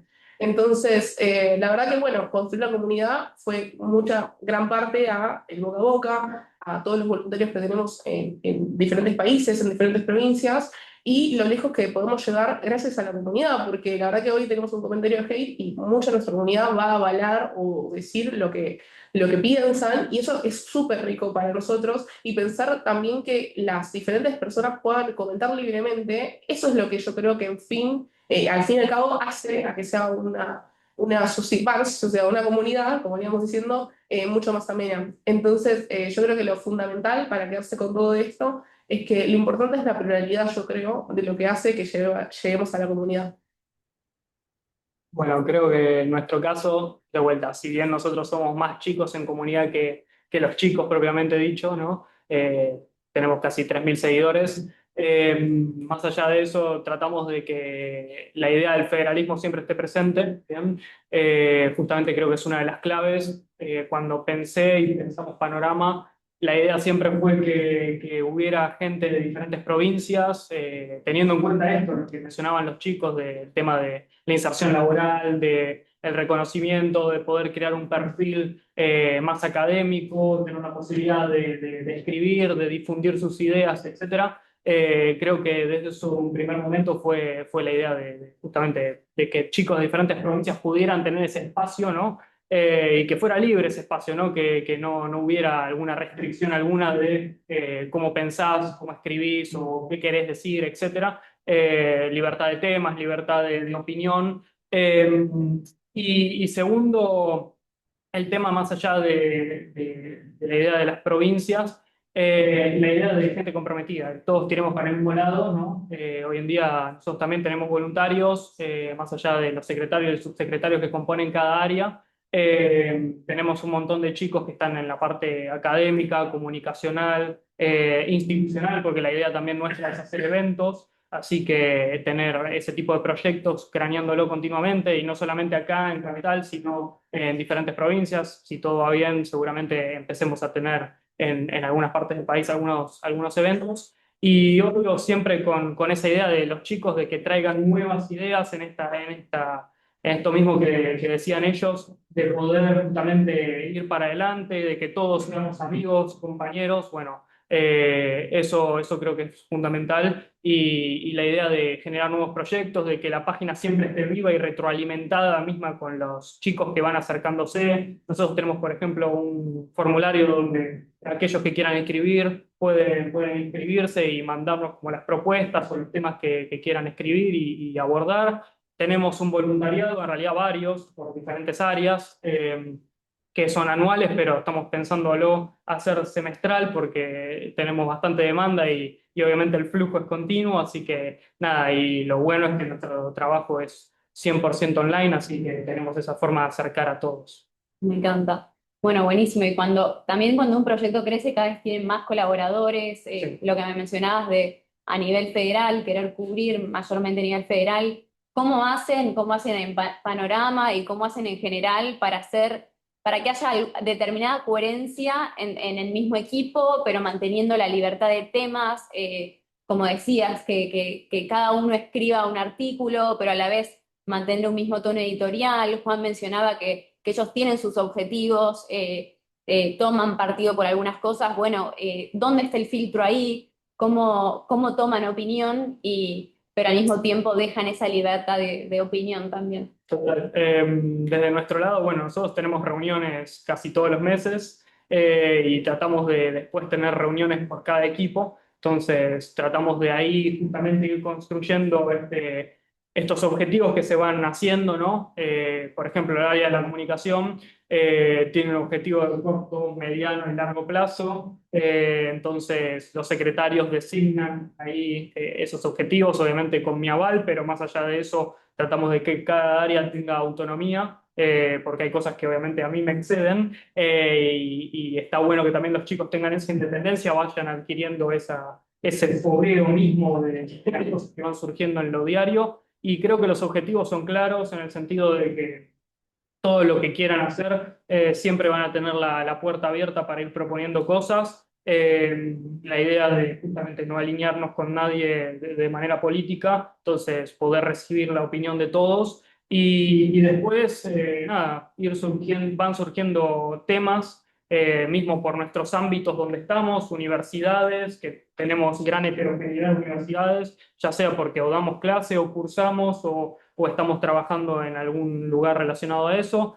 mismo los think tanks a los que recurrimos, las relaciones que tenemos con otras páginas, otras instituciones, y mismo el contexto donde cada uno vive. Entonces, nos pasó que, por ejemplo, uno de los chicos está cursando una maestría en una de las universidades de la provincia de Buenos Aires y tiene justamente, anecdótico, un chico que se va a postular a intendente de una ciudad en Entre Ríos y bueno, el chico está haciendo su campaña, todo, y quería escribir sobre algo relacionado a represas, Salto Grande y todo el tema de la relación con Uruguay. Entonces, no, obviamente, en ese tipo de cosas van surgiendo en lo micro, en las relaciones. Tenemos gente en Salta, gente en Córdoba, gente en Entre Ríos, en Mendoza, en Chile incluso. Así que nada, estamos tratando ahí de siempre hacer puente con lo micro, digamos, ¿no? Buenísimo. Aprovechando los recursos que uno tiene. Total. Juan, bueno, me imagino que con la inmensidad de también la comunidad y todo, tenés un montón de colaboradores, mencionaste que hasta que tienen equipos fuera de Argentina. ¿Cómo haces para manejar todo el equipo? Machacamos mucho con la formación. Bien. Diplomacia Activa en el tiempo ha creado un know-how o una forma de hacer comunicación en relaciones internacionales. Intentamos de sumar personas muy talentosas, muy comprometidas, algunos están acá presentes y nos acompañan hace más de 5 años. Entonces, como con el tiempo hemos machacado con conceptos internos como cuáles son nuestros principios, cuáles son nuestros valores, cuáles son los temas que hablamos, el método de teoría, el contenido de ética, y eso mismo con las personas que se van incorporando. Nosotros a los miembros de diplomacia activa siempre decimos que hay un triple impacto, ¿no? El personal, por lo que todos nos estamos formando, incluso yo, digamos, en lo que podamos aprender dentro de diplomacia activa, en el equipo, Si cualquiera de nosotros no hace bien el trabajo que hace, hay una cadena que se rompe, hay un círculo virtuoso que deja de estar. No sé, está Mauri, por ejemplo, que es el editor del newsletter de diplomacia activa que llega todos los sábados a más de 10.000 personas. Sin Mauri no existe, no existe el newsletter y no las 15 personas que escribieron antes. Entonces, poder ser útil y vital en un equipo hace que hayamos creado esa costumbre, si se quiere, dentro del equipo. Y hay un tercer impacto que es hacia el exterior. Si todo eso no funciona y nosotros como editores no funcionamos, tenemos una comunidad que se está informando de buena o mala forma sobre el trabajo. Entonces, para nosotros la costumbre ha sido muy importante. Diplomacia Activa se divide por áreas, el equipo, y tenemos una red de colaboradores internacionales. Para nosotros fue un desafío tener personas en diferentes lugares de Argentina, pero también en México, en Chile, en Italia, en Polonia, que acá de noche, 2 nos están informando qué está pasando el otro día. Y eso ha hecho que nosotros también tengamos que profesionalizar cada una de las piezas que hacemos, nosotros como jóvenes profesionales de las relaciones internacionales, porque en última instancia es verdad que seamos esa navaja suiza que decía recién, tener una caja de herramientas de decir, entiendo lo que estamos hablando y cómo lo vamos a trabajar. Estefano mencionaba el tema de Venezuela. Nos fue el terremoto de Venezuela, para nosotros fue terrible porque teníamos 500 mensajes de personas desde desaparecidos hasta autoridades que se estaban robando cosas. Ese tipo de cosas, Israel, Palestina, Ucrania, fueron grandes desafíos para nosotros de cómo nos organizamos internamente y salió bien por ahora, gracias a esa fortaleza de cómo nos manejamos en esas situaciones de crisis también. La verdad que desde IRLIS, por suerte, estamos organizados, como dije antes, en áreas, lo que nos ayuda mucho a también tener tanta cantidad y volumen de contenido. O sea, la verdad que la organización nos hizo poder crecer un montón y ser muy constantes. Y el tema de filtrar el contenido y ver qué se aprueba es justamente por eso que nosotros 4, que somos 4 los que administramos IRLIS en general, somos los que fundamos IRLIS y hacemos todo, somos los que hacemos básicamente todo. Todo lo que vean va a ser aprobado por nosotros. De hecho, bueno, acá está Flor, Florencia Riquelme es la que hace todas las publicaciones de IRLIS. Ella aprueba cada una de las publicaciones que sale, mismo Bauti, que Bautista Valor, que lo está viendo ahora, es el que aprueba cada una de las entrevistas, ve presencialmente cada uno y ve qué sale, qué no sale, todo. Florencia Castelli, que es mi otra compañera, es la que ve cada una de las redacciones también de lo que se sube, de lo que no se sube y todo. Y si bien es todo muy libre, porque tenemos muchos voluntarios, como dije, en diferentes partes del mundo, acá inclusive, podría decir, y diferentes provincias, y diferentes locaciones, diferentes horarios, lo que hacemos por ahí es estructurarlo de cierta manera para que todo tenga como una estructura editorial con la que nos sentimos cómodos y estamos de acuerdo. Yo creo que la estructura es muy parecida por ahí a lo que veníamos planteando todos, es esto de expresar la opinión de cada uno sin que falte respeto a nadie, mantener como una hilera donde se entienda lo que estamos diciendo con un lenguaje, un vocabulario muy accesible y que siempre se pondere y se tenga como parámetro central la teoría de lo que siempre estudiamos, ¿no? Entonces, yo creo que un poco de lo que hacemos y por qué podemos generar también situaciones de crisis que para nosotros también fueron Venezuela, Palestina, Ucrania, fueron esto, la buena organización que tenemos en el grupo, la buena comunicación que tenemos y gracias a la cantidad de personas que están detrás, están siempre al pie de la letra, teniendo en cuenta que por ahí estamos en diferentes horarios, en diferentes circunstancias. Entonces, la verdad que la organización fue lo que nos ayudó a poder mantener, bueno, lo que también hablamos antes, la comunidad y las visualizaciones tan altas y el volumen de contenido, que yo creo que es algo que hoy en día es muy complicado. Yo me cuenta que por ahí recién arrancan, que no tienen la misma cantidad de volumen de contenido, y obviamente no es fácil, fue todo un proceso que llevó un montón de tiempo y obviamente no fue de un día para otro. La verdad que nosotros arrancamos haciendo 4, que hacemos una publicación a la semana y en día hacemos un montón y por suerte tenemos el lujo de poder subir tanta cantidad de contenido verificado también, que tiene una teoría detrás, que tiene fuentes y que tiene un sustento por ahí teórico. Pero bueno, la verdad que lo que por ahí me lleva un poco de esto es que estamos bien encaminados, porque si pudieron hacer lo mismo que nosotros es porque venimos todos más o menos con la misma línea, así que la verdad que me alegra. Y fue un poco también esto, ¿no? Nosotros arrancamos muy de abajo y tener estas situaciones de crisis, donde son temáticas, por ahí que un poco lo que hablaba antes, se hablaba antes, era el tema de no querer lucrar con el dolor ajeno, no querer lucrar con situaciones por ahí delicadas, como puede ser lo de Venezuela inclusive. Es muy complejo y es complicado encontrar cómo visualizar estas problemáticas sin volver a lo mismo, banalizar o tomarlo como un tema absurdo, cuando en realidad son temas súper pesados y se tiene siempre en contemplación que hay un montón de personas detrás. Entonces yo creo que el filtro de lo importante es esto, ver que se mantenga el respeto ante todo y la buena comunicación en el grupo. Bueno, nosotros, un poco nuestra forma de organización es de dividirnos por áreas. El año pasado nosotros trabajábamos con Genios del Mes, digamos, todos los meses tratábamos un autor en específico, teórico sobre las relaciones internacionales, que nos daba el marco para la producción de contenido. Entonces, todo lo que se quisiera analizar se hace a partir de ello. Y este año hemos cambiado un poquito, ahora son temas, digamos, algunos conceptos que dan un poquito más de libertad a la hora de analizar digamos, lo que está propuesto. Manejamos con un calendario, pero lo que nosotros tratamos siempre, junto con el equipo de coordinación, es el equilibrio constante. Nosotros somos un voluntariado, entendemos de que todos somos estudiantes, algunos trabajan, otros solo estudian, las cosas de la vida no esperan, no avisan, no se agendan. Entonces, bueno, siempre tratamos de decir, bueno, si está más complicado ahora porque tenés exámenes, porque, bueno, estás cambiando de trabajo y demás, bueno, ¿cómo lo equilibramos para que puedas seguir siendo parte y puedas seguir haciendo un análisis de calidad?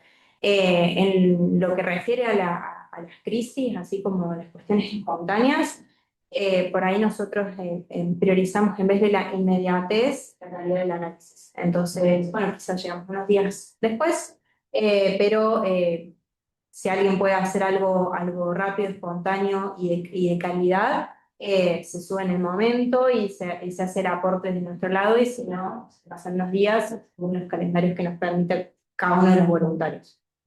Sí, fantástico. Bueno, me gustaría hacer por ahí una última ronda que se puedan extender un poco más y que, nada, que aprovechen a abrir al público qué oportunidades tienen para el resto, qué consejo le darían a alguien que quiere empezar a hacer lo mismo, que quiere empezar a comunicar en la política, en las relaciones internacionales, contar alguna especie de detalle de su experiencia. Abierto al testimonio y a la invitación de los demás. Bueno, sí, si quieren arranco yo un poco. Con respecto a testimonio, a ver, para mí Panorama no es lo primero que yo hago en mi vida desde la comunicación. Yo siendo muy chico, primer año de secundaria, un poco antes, tenía un par de canales de YouTube donde editaba, compaginaba yo, ponía la voz, nunca salía con mi cara, pero bueno, nada. Tenía un canal de política internacional, de hecho desde muy chico. Y nada, siempre me gustó el tema de comunicación, de comunicar incluso. Estudié una carrera en el bachiller ligada a eso, entonces también me dio las herramientas después haciendo radio, haciendo proyectos, etcétera, de ir definiendo un poco lo que yo quería del tema de relaciones internacionales. Después obviamente lo combiné con la carrera en la universidad, pero más allá de eso, digamos, siempre las ideas estuvieron. Entonces, la idea es animarse. Creo que la recomendación es hacerlo. O sea, un Instagram está al alcance de la mano de cualquiera para crear la cuenta y hacerlo. Y después, qué sé yo, son cosas que en el mismo camino uno se va encontrando con gente que te da una mano, con gente que quiere aportar al proyecto. Tuve la dicha, en mi caso, en el caso de Panorama, de tener muchos jóvenes que se interesaron, no solamente a nivel desde la universidad, compañeros que cursaban conmigo, sino gente ajena al proyecto que me veían en Instagram o veían cómo crecía el proyecto y quisieron aportar, no solamente desde escribir, sino estar desde en la cocina, digamos, en la creación del contenido, en las ideas, en el aporte diario. Y bueno, nada, creo que es como un incendio, ¿no? Una chispa desató todo y la verdad que Panorama hoy por hoy está creciendo de manera increíble y es algo que no había pensado nunca que iba a suceder y nos estamos expandiendo tan rápido que la verdad es increíble. Va a cumplir 2 años y medio la página, así que nada, estamos a full con un montón de proyectos, un montón de contenidos y un montón de ideas que por ahí todavía no se llevan a la práctica, pero poco a poco y la idea del paso a paso creo que es vital, así que nada, no hacer todo de golpe, Creo que esa es otra cuestión, porque por ahí si uno hace todo de golpe, se cae en el medio y por ahí las cosas no suceden. Así que el ir de a poco, pero con las ideas firmes y haciéndolo y ejecutándolo, creo que es fundamental. ¿Cómo te imaginas a Panorama en 5 años? Uf, me lo imagino una Y al locura. Estefano, dentro de Oh, 5 años. no lo sé. Tal vez me lo imagino al Estefano diplomático. Pero no lo sé, o sea, creo que la vida da muchos rumbos, muchas vueltas y tiene muchos rumbos. Y la verdad que Panorama tal vez incluso lo pueda seguir alguien que no sea yo, que por ahí tal vez se me vaya tanto de las manos, que haya tanta gente metida en el medio que por ahí pueda colaborar continuo sin estar en mi presencia. Me imagino Panorama en un lugar físico, sobre todo haciendo algo parecido al Cari, tal vez, colaborando con el Cari, porque creo que el Cari en ese sentido es mi segunda casa. Y nada, qué sé yo, me lo imagino llegando a muchas partes que por ahí hoy uno le cuesta proyectar, pero qué sé yo, a diferentes países, tal vez como lo de Juan, que por ahí no se lo imaginaba y hoy está en México, en Francia, etcétera. Nada, creo que me lo imagino de esa manera, así que sí, una locura. Juan. ¿Cómo era la pregunta inicial? No, que le des un consejo a alguno que quiere estar arrancando en comunicar en relaciones internacionales. ¿Qué consejo le darías?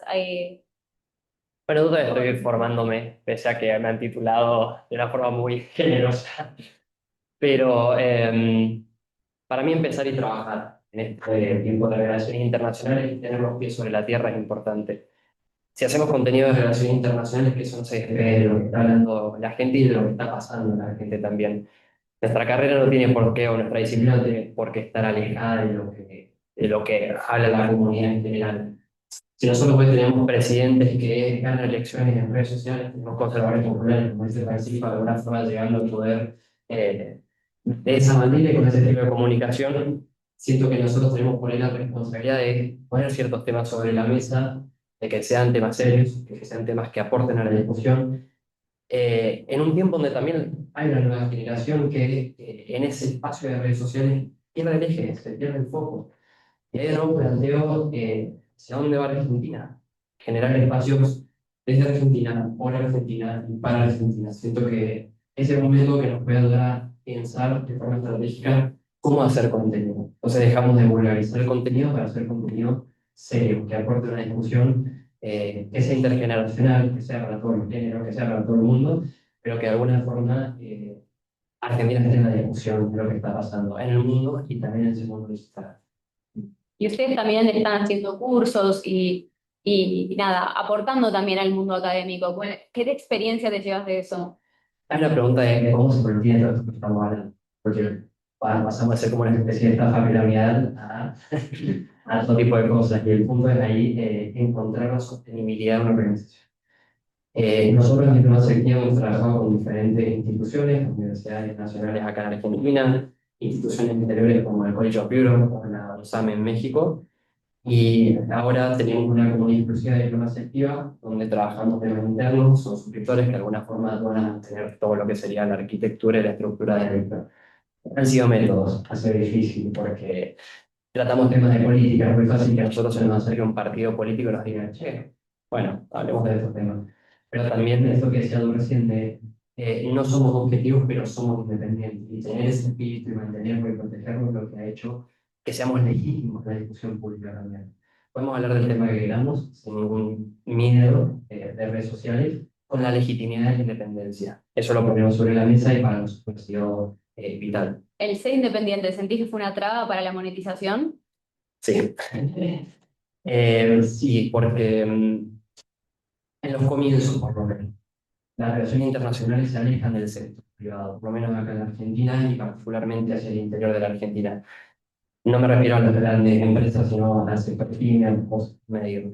Entonces, acercarnos nosotros a hablar de temas de política a un sector social que escapa totalmente a la política, tiene un doble desafío de decir, queremos generar valor, es necesario que hablemos de estos temas con un lineamiento, con una seriedad para poder generar en conjunto. Hoy en día no, la diplomacia activa creció de alguna forma y generamos y construimos la legitimidad. Cuando pasas la barrera, digamos, es diferente, se te empiezan a acercar esas instituciones. Pero sí fue complicado el tema de la independencia. Ok. Bueno, de consejo para quien le gustaría empezar un proyecto de este tipo, animarse a saltar la pileta, ya sea desde un rol de coordinación o un rol de producción de análisis, y encontrar el disfrute en eso, digamos, el poder estar presente, porque muchas veces en la vorágine del día a día uno no se da cuenta de lo que está creando y el impacto que está teniendo, entonces también ser consciente de ese impacto implica ser consciente de la responsabilidad que uno tiene a la hora de comunicar, de que las palabras que uno está diciendo, las formas de lo que uno está diciendo, las fuentes que está utilizando son importantes, entonces tampoco descuidar eso. Eh, y bueno, ir probando, hacerlo prueba y error, tropezón no es caída, en política nos ha pasado de que hemos tenido ciertos errores, ya sea de posteos que perdimos de baja o artículos que tuvimos que reprogramar, pero también de proyectos incluso más grandes que no han resultado y bueno, valió la pena intentarlo, nos quedamos contentos de haberlo intentado y ver cómo se puede reconfigurar para seguir expandiendo. ¿Cómo te imaginas la política en 5 años también? A mí no me lo preguntaste, ¿no? ¿Lo viste? Eh, bueno, quizás con un lugar físico, como dijo Estefano, el trabajo virtual es muy lindo porque bueno, nos permite tener miembros de todas las provincias, por lo pronto provincias de Argentina, quizás también expandirlo hacia el exterior, pero también el decir, bueno, hay una oficina donde nos encontramos, donde nos vemos las caras, donde nos preguntamos cómo estamos, y quitar eso transaccional que por ahí la virtualidad tiene sería como muy grato. Y bueno, que sea justamente una fuente de trabajo, poder encontrar alguna manera de monetizar el proyecto y, bueno, ampliar el mercado laboral que está con esta carta. Sí. Bueno, así de consejo es, bueno, como dijo Lucre, animarse. Animarse es, creo, lo fundamental. Pero sobre todo, yo creo, es la constancia. O sea, yo creo que ninguna de las cuentas que hoy estamos acá se hizo sin constancia. Realmente lleva mucho trabajo detrás y tiene un montón de gente estando atrás, mismo nuestros seguidores están atrás de todo lo que subimos. Entonces, la constancia yo creo que es lo fundamental porque siempre es como muy variable en las redes sociales. Un día tenés 10 likes y otro día por ahí tenés 5.000 de la nada. Entonces yo creo que la constancia es lo que hizo y lo que hace que también se pueda crecer. Entonces yo creo que ese sería el gran consejo, ¿no? Bueno, por lo menos fue lo que nos sirvió a nosotros. Y también yo creo que a futuro lo que nos gustaría con Gilles es eso, ¿no? Bueno, un lugar físico, monetizar, sobre todo monetizar un poquito, aunque sea, todo sale de nosotros. Eh, pero bueno, no, en realidad, fuera del chiste, nos gustaría eso, crecer más en audiencia, crecer más en comunidad, ser también un espacio por ahí físico en algún momento, pero también sin cerrar la puerta a que la virtualidad nos abrió un montón de puertas en los últimos años. Y yo creo que también un poco de lo que nació la cuenta fue ver a otras personas que hacían cosas parecidas. De hecho, bueno, sin pecar de Cholula, Diplomacia Afectiva fue de las primeras cuentas que nosotros vimos y también por cuál también arrancamos. Entonces, yo creo que un poco eso, ¿no? Si te inspiró un contenido, bueno, multiplicalo, hacelo mejor, pulilo, o inclusive no porque el de Diplomacia Afectiva sea mejor, ¿eh? La verdad es excelente, chicos, miren.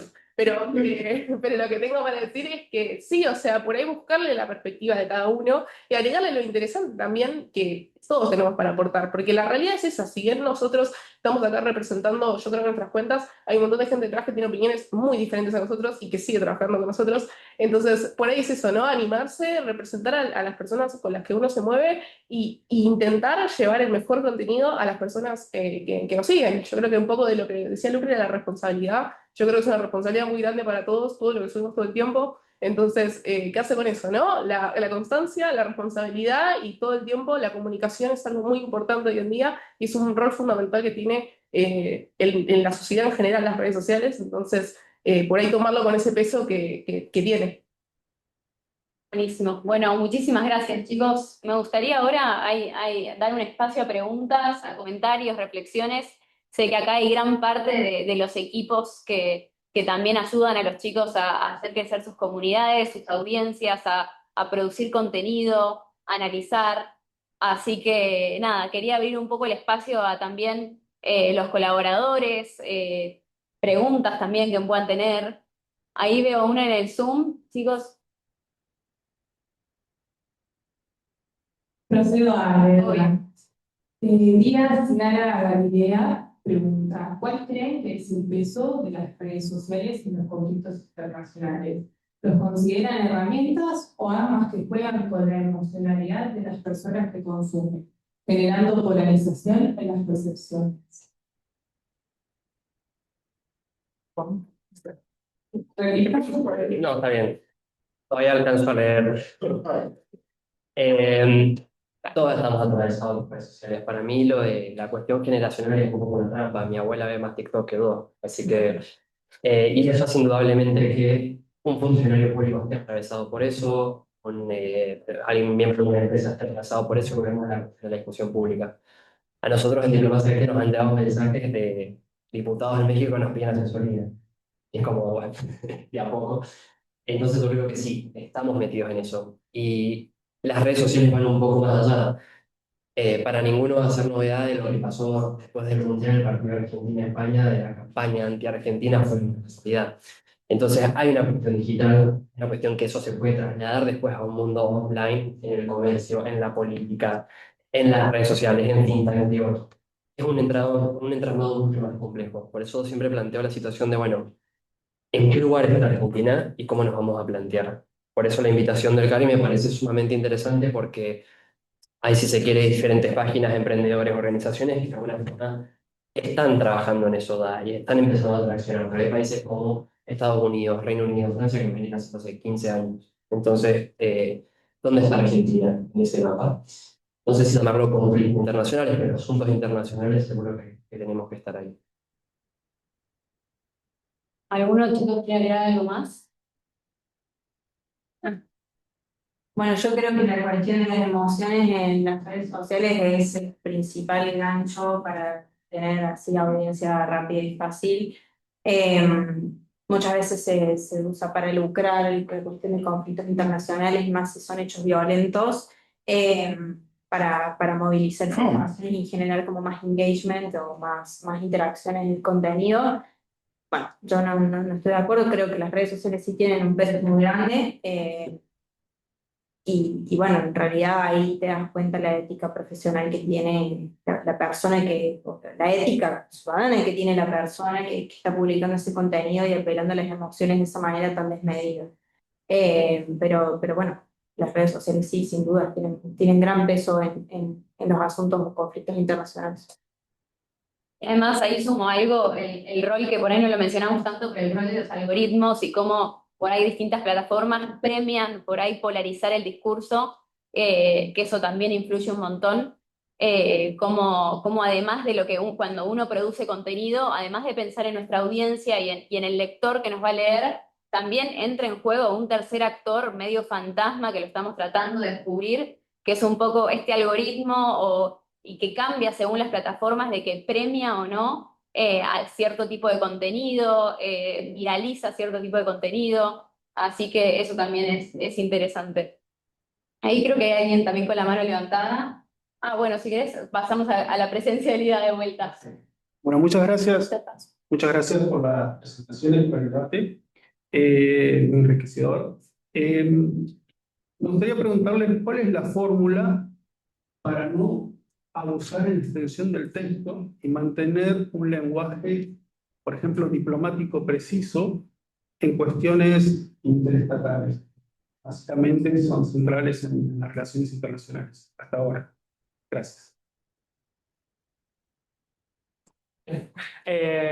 Bueno, nosotros tenemos una plantilla donde justamente, digamos, a la persona que va a escribir le damos unos lineamientos, ¿no? De extensión, de formato. Instagram, bueno, nosotros por ahora no tenemos una página web, está en proceso. Entonces vamos a poder justamente publicar artículos mucho más largos cuando tengamos esa página web, pero en el mientras tanto, y de hecho desde que se fundó Panorama, nosotros publicamos slides al estilo el carrusel de Instagram en el que uno va pasando las fotos, ¿no? Creo que los chicos, la gran mayoría, hacen lo mismo. Y nosotros tratamos de dosificar e ir al hueso, digamos, sobre lo que uno quiere decir. Obviamente, siempre se puede mantener las formas y las palabras, pero digamos con profundidad, ¿no? No quedar tanto en la superficialidad, digamos, del hecho, ¿no? Sino en ese punto que se está tratando o en ese contexto, bueno, abordarlo de manera precisa, a fondo y tratar de dar un resumen muy definido de lo que está pasando y para justamente, digamos, como un brief, por así decirlo, en pocas imágenes, tratando de cada vez más acortar esas imágenes porque la gente cada vez lee menos, desgraciadamente, y también lo que es las redes sociales como tal hacen que justamente todo sea tan masivo como decían los chicos con esto de los reels y todo. Bueno, creo que también las publicaciones mismas se tienen que ir acortando porque la gente no le presta atención o no tiene tiempo como para leerlas a fondo. Así que sí, eso.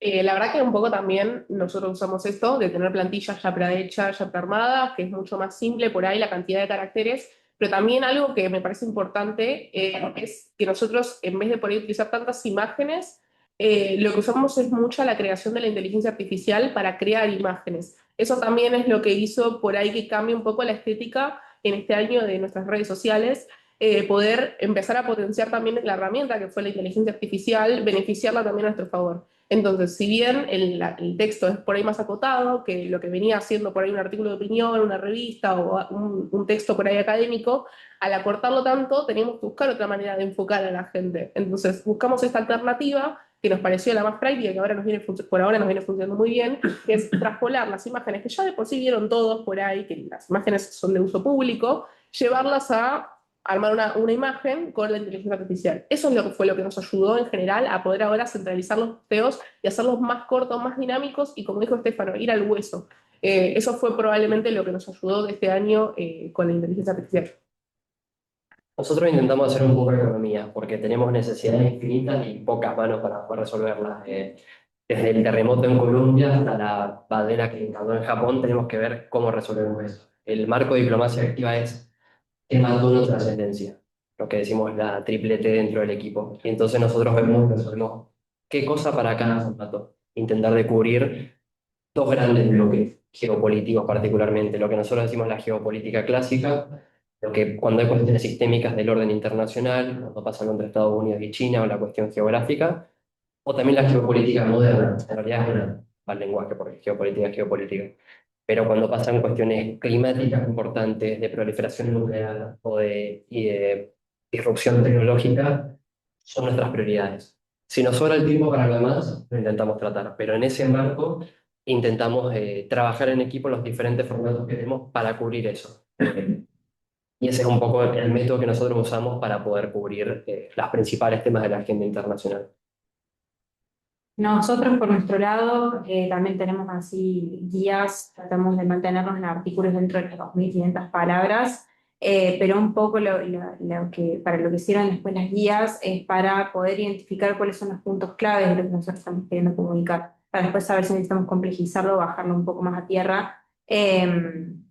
Entonces, bueno, ahí nos vamos ayudando también, es bastante colaborativo, digamos, en lo que, bueno, por ahí escribí, me pasé palabras, ya no sé cómo cortarlo, bueno, ayúdame por favor y bueno, vemos cómo se puede decir lo mismo de otra manera, un poco más sintético, cómo ir más al grano, entonces también en lo colaborativo te ayuda a mantenerte dentro de ese marco. Yo ahí te sumo también, nosotros desde Órbita también tenemos un newsletter y redes sociales, y ahí, o sea, también coincido mucho con los chicos, y nosotros nuestro principal driver también es qué es lo que se conecta con el impacto en Argentina. Entonces vemos los principales sectores o motores de desarrollo de la Argentina, vemos lo que pasa en la coyuntura a nivel global, y un poco hacemos ese matchmaking para entender un poco qué le importa más al lector argentino, porque por ahí hay algo que sucede en la otra punta del mundo, como puede ser lo que está sucediendo en Hormuz, y que te afecta el precio de las cosas acá por la suba del petróleo, etcétera, y eso impacta directamente, y por ahí hay alguna cosa, una cuestión coyuntural, aunque sea en la región, y por ahí no impacta tanto dentro de nuestros sectores o de nuestras industrias. Tratamos de mirar siempre por ahí a los distintos sectores productivos y al interés general del argentino, de nuestra audiencia en general, y y por ahí hacemos la economía. Ahí veo que en el Zoom hay alguien con la mano levantada. Sí, quería... También te pedí la palabra. Ay, perdón, ahora sí. Gracias. Bueno, antes que nada, ¿está prendido o no está prendido? No importa. Bueno, no, sí, por ahí funciona ya. ¿Se escucha ahí? ¿Está muteado? A ver. Ahora sí, gracias. Ahora sí. Bueno, antes que nada, gracias por esta linda charla. Sobre todo porque confirmaron la teoría de la ecología de los medios, ¿no? Cómo se van remediando los medios con el paso del tiempo. Y a su vez por una teoría de la acción comunicativa que también la están llevando adelante ustedes así, con todo el compromiso que tienen. Lo que me interesó mucho fueron las formas culturales de las que hablaba. Porque en un momento yo digo, bueno, voy a escuchar influencers. Y escuché directores de medios sociales, directores de medios. Con lo cual ahí recordé la ecología de los medios, lo que quiere decir. Así que la pregunta es esto, las formas culturales que ustedes están trabajando, ¿no? Que hablaban de método, hablan de no banalizar, de la independencia, de conseguir fuentes. Por un lado dije, bueno, es el periodismo que viene. Pero dije, me pregunto, ¿alguno de ustedes se asume como comunicador social o como influencer? Esa es la pregunta que hagamos. Pero gracias por la charla porque fue muy interesante. Gracias. Yo me contesto rápida, ninguna de las dos. O sea, yo me asumo como internacionalista. O sea, en ese sentido, creo que la comunicación es un extra. Como yo decía antes, lo inicié al menos en mi camino desde un hobby y desde algo que me gustaba. Y lo comunicacional en mi vida estuvo muy ligada porque, bueno, mis padres también son docentes, entonces tiene que ver con dar clase, impartir justamente saber. Yo un poco eso lo seguí, también tiene que ver con la comunicación. Y bueno, nada, yo me veo como un internacionalista y no como tanto un influencer, no busco serlo tampoco, y tampoco un comunicador. Creo que eso se estudia también y, por ejemplo, en tu caso, en el caso de Gonzalo que está ahí, creo que ustedes sí son comunicadores porque tienen una formación extra que por ahí nosotros no tenemos con respecto a eso. Nosotros en nuestro caso incorporamos casi el 50% del equipo son comunicadores sociales o arranqué de comunicación social después de la pandemia.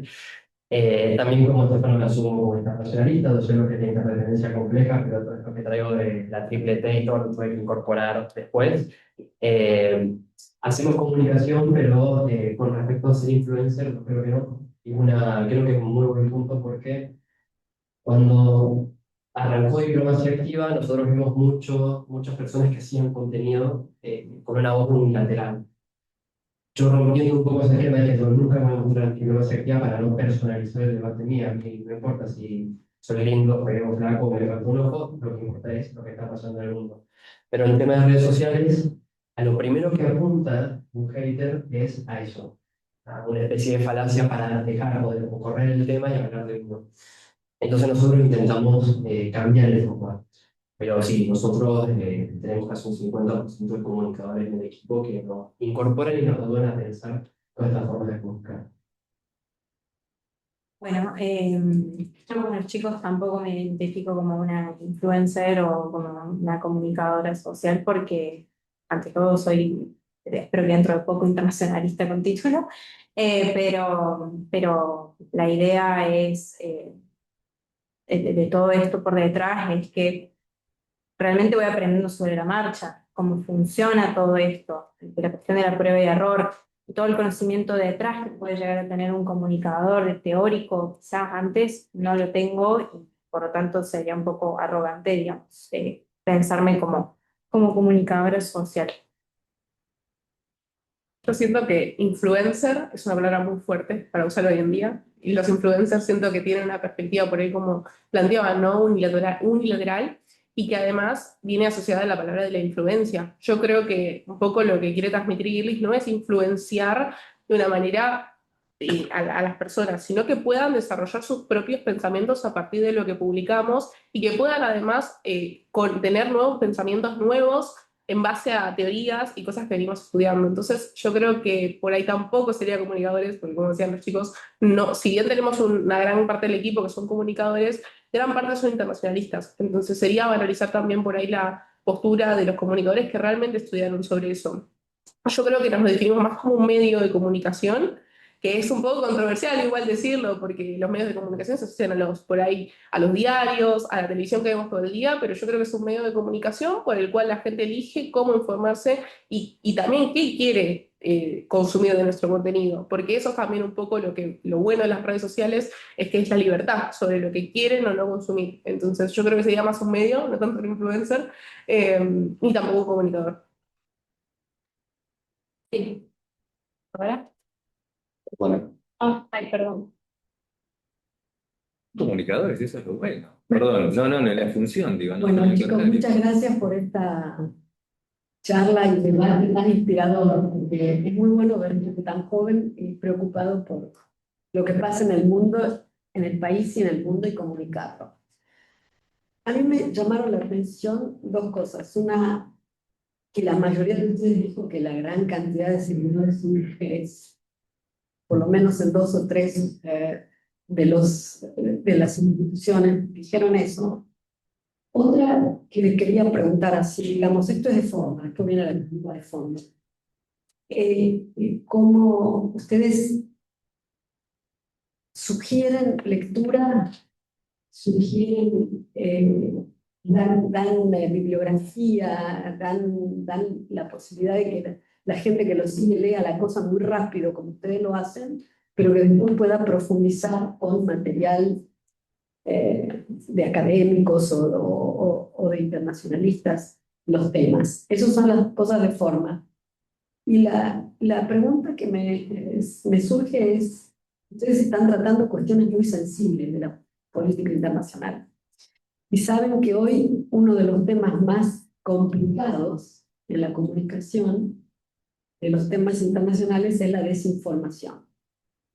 Tanto a nivel de política nacional, como han visto casos en Estados Unidos, en días en Francia, en Alemania, etcétera, en otros lados, como en los temas de conflictos, ¿no? En Palestina, Medio Oriente, Rusia, etcétera. ¿Ustedes tienen conciencia de eso o tienen alguna forma de evitar que les pase, que los utilicen de esa forma? Esa es mi pregunta. Con respecto al tema de las lecturas, como se mencionaba, para diplomacia activa hay temas que merecen desarrollo, por más que estemos en redes sociales. Por eso no decimos que somos un medio de comunicación, si publicamos, no hacemos crónica, intentamos generar conocimiento. En ese sentido, todo nuestro input, toda la información que nosotros buscamos suele ser de centros académicos, universidades o revistas específicas de relaciones internacionales, para entender ese aporte más allá de la noticia o de la actualidad. Y después lo que usted dijo sobre los temas sensibles. El tema de la viralización y la masividad conlleva que a veces metamos la pata. En este tiempo de diplomacia activa he tenido que aprender mucho cómo hacer fact-checking y particularmente el desafío actual de la inteligencia artificial, que cualquiera puede caer en una imagen y un video. Entonces, para nosotros hay que hacer un doble clic. Ahí sí aprender mucho de los medios tradicionales de comunicación, de poder aprender ciertas metodologías, de poder aprender ciertos marcos, como decían acá, para poder informar bien y para no generar más caos en el caos, sino poder llevar tranquilidad y de alguna forma poner conceptos en cosas que ya están pasando en la sociedad. Un ejemplo que nos pasó con la situación de Venezuela fue ¿por qué las dictaduras no manejan bien las crisis? ¿No? Que es algo que se nos demandaba mucho, ¿por qué el gobierno, Caracas, etcétera, no podía manejar? Bueno, somos nosotros los internacionalistas los que tenemos que poner conceptos ahí. Entonces, bueno, formarnos todo el equipo es importantísimo, pero también los marcos de trabajo necesarios para, a la hora de informar, hacerlo bien. Yo creo que la primera pregunta fue un poco sobre que la gran audiencia de English Politics son mujeres. La verdad que un poco nació para eso la cuenta. No vimos tantos medios de política internacional enfocados por ahí desde una mirada por ahí más femenina o con unos toques que por ahí son temas que no les interesan tanto al género masculino, sin ofender a todos los hombres que están en la sala, pero es que realmente hay muchos temas que por ahí no les interpelan tanto como nos interpelan a nosotras. Entonces, lo vimos por ahí desde ese foco. Hoy en día igual es súper plural y Girly trata un montón de temas, pero sí arrancó haciendo un poco de eso. Y en cuanto a los temas delicados, es es muy complicado al día de hoy lograr encontrar un filtro y no pasar por la famosa fake news, ni también no caer en, bueno, en esto, ¿no? De que hay un montón de comunicación y excesiva repercusión en redes sociales sobre contenido falso. Entonces, por eso es importante también los chequeos que hacemos y que todos los voluntarios todo el contenido que hacen los voluntarios está aprobado por nosotros, que estamos todo el tiempo, 24/7, informándonos sobre las problemáticas que pasan en el mundo, sobre lo que pasa y lo que no, y qué está sostenido y fundamentado por información teórica. Y en cuanto a lo que preguntabas sobre si motivamos la lectura, de hecho sí, muchas de nuestras publicaciones, sobre todo al principio, han sido, por ejemplo, ¿qué nos faltaría en la biblioteca de un internacionalista? O, por ejemplo, top 10 mejores libros para leer siendo un internacionalista? Y publicaciones así que también motivan. Mismo es también que los mensajes directos, muchos adolescentes, inclusive también adultos jóvenes, nos preguntan en base a qué armamos las publicaciones o en base a qué artículo armaste tal publicación, y eso también es muy rico, porque con eso también podemos mencionarles, no, mira, esta teoría salió de acá, salió de allá, esto lo fundamentamos en base a esto. Entonces, por ahí un poco también nos damos cuenta la magnitud a la que llegan y las personas cómo siguen interiorizando sobre los temas que tocamos, gracias a eso, las repercusiones que toman son un poco eso, mandamos un mensaje y decimos, bueno, el libro que me mencionaste, la verdad que al final lo terminé leyendo, y nos pasa muy seguido, por suerte, eso, y es increíble y es muy grato entender bueno, que gracias a eso pudimos darle la oportunidad por ahí a una persona que no le interesaba sobre el tema, interiorizarse sobre algo que era remotamente alejado por ahí. Quiero ser corto, perdón. Ahí en eso último, el tema de, bueno, de lo de los libros, sí, tratamos de recomendar. Con la página web que estamos pensando, queremos hacer un apartado, obviamente teniendo el copyright y todo, estamos tratando de verlo bien, para tener como un apartado de recomendación de libros y de poder descargar justamente contenido más ligado a eso, a las relaciones internacionales, puramente desde la teoría. Y después, por otro lado, con respecto a lo que vos señalabas del tema de las mujeres, yo creo que más que nada las relaciones internacionales empezaron a ligar mucho más a las mujeres, gracias a Dios, porque creo que tenía que ver mucho con el tema del machismo antes, y era una carrera que las mujeres no la cursaban ni la estudiaban, y creo que eso ha habido un cambio de paradigma en ese sentido, y yo creo que las mujeres siempre estuvieron ligadas a la política internacional, de hecho hay grandes ejemplos de todas las épocas, pero ahora cada vez se ve más y lo vemos hoy en día, por ejemplo, la estadística del ISEM, 51% de las concursantes son mujeres. Lo vemos en los voluntariados que nosotros hacemos, mismo acá en el CARI, y creo que eso cada vez se va a notar más y es una tendencia que la mujer vino para quedarse y va a estar por encima del hombre en un montón de cosas en ese sentido. Gracias, chicos. Hay una última pregunta en el Zoom y con eso ya vamos cerrando, que tenía la mano levantada. Así. Sí, no sé si me escuchan. Sí. Eh, bueno, en principio agradecer al CARI y felicitarlos por la iniciativa. En mi caso, yo en este momento soy subsecretaria de Relaciones Internacionales de la Universidad Nacional de San Juan. Y todas las estrategias que plantean por ahí me resuenan con un montón de preguntas que nos hacemos nosotros desde un ámbito como puramente académico, que por ahí nuestra comunicación en redes desde la Secretaría tiene mucho que ver con comunicar convocatorias y cosas así, y por ahí le falta, no sé, marcar agenda y poner en discusión algunos temas. Nosotros no tenemos la carrera de Relaciones Internacionales, pero sí, por ejemplo, desde la licenciatura en Comunicación Social o desde la licenciatura en Ciencias Políticas, también se abordan ciertas temáticas y, por ejemplo, nos pasan cosas como tenemos frenado, no sé si saben, un radiotelescopio porque las piezas vienen de China y el gobierno de Argentina decidió frenar en la aduana los containers porque dicen que hay material bélico y es un telescopio. No sé, Estados Unidos le habrá dicho que no hagamos nada científico con China, entonces tenemos un gran problema ahí. También en San Juan está previsto y se viene trabajando hace muchos años hacer un túnel en la cordillera, que es el Paso de Agua Negra, que es el famoso corredor bioceánico que tenía financiamiento del BID, y también por cuestiones políticas eso está frenado, o ahora este año nos está pasando con el super rig y todas estas políticas quizás extractivistas, que San Juan va a ser un polo minero, pero hay muchos problemas con que no se le dé trabajo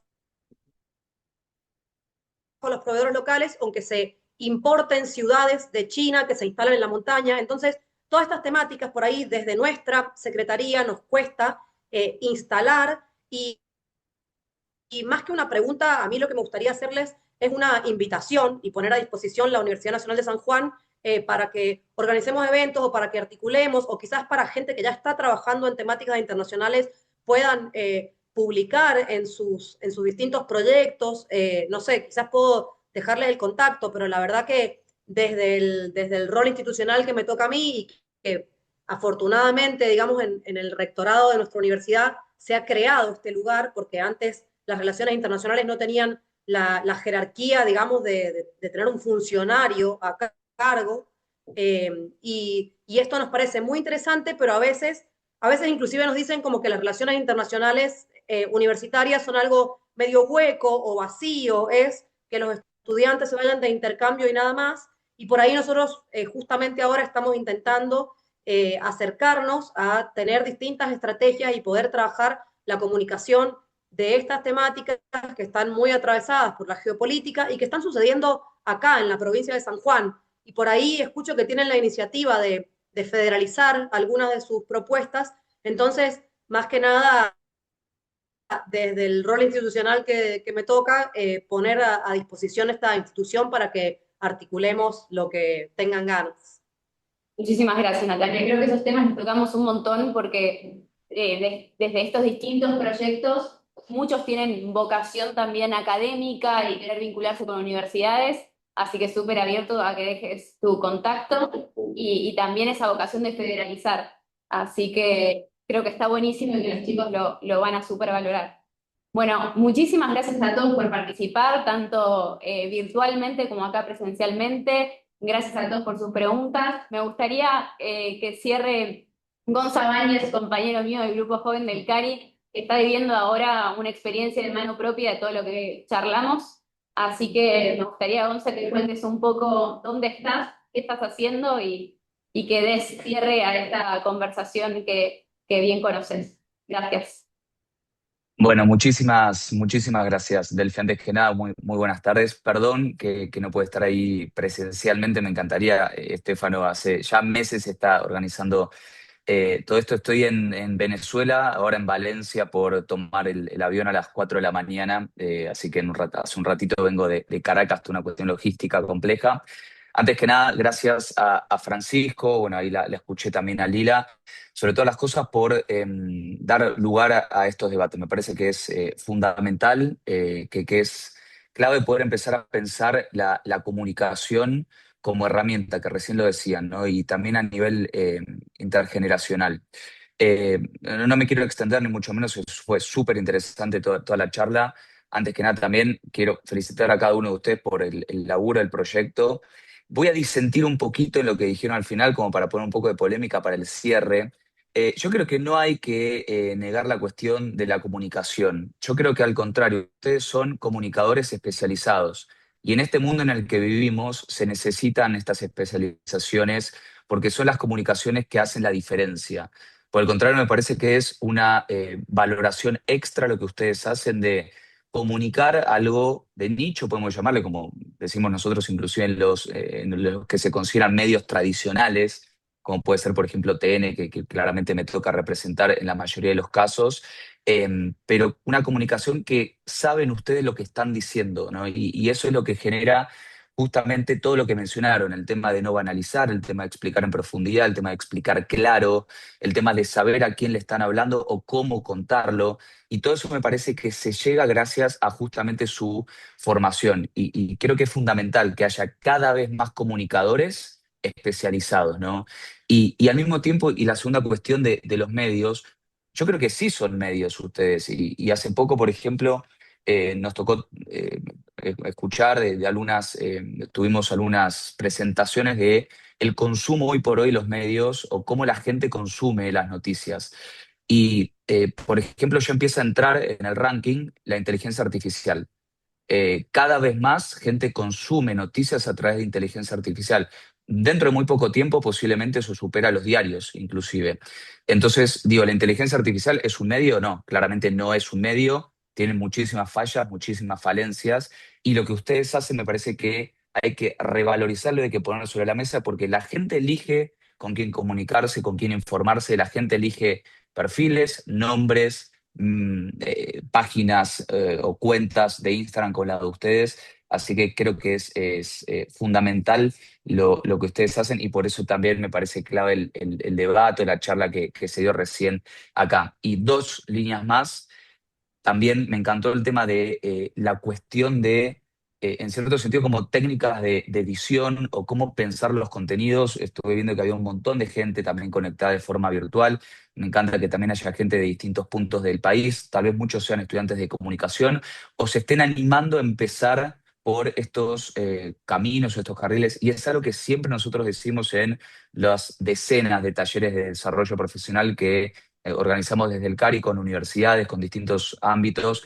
Los que nos gusta hacer comunicación, los que nos gusta comunicar algo, hoy tenemos la propia capacidad de hacerlo por nuestra propia cuenta, que es justamente abrir una cuenta de TikTok, abrir una cuenta de Instagram, de X, de lo que sea, y contar ahí lo que a nosotros nos llena. Claramente lo que estamos en esta mesa nos llena o en esta sala nos llena las cuestiones internacionales, pero me parece que tomar conciencia de eso y hacerlo con la responsabilidad que lo hacen ustedes es súper valorable. Así que gracias, Fran, por darnos este lugar. Gracias, Estefano, por organizarlo con tanta pasión. Esto también hace tanto tiempo y gracias a todos por participar.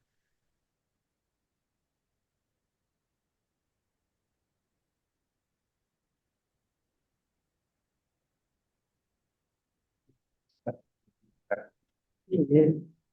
Gracias. Creo que es importante que fuentes. Cuando él te lo dijo, cosas de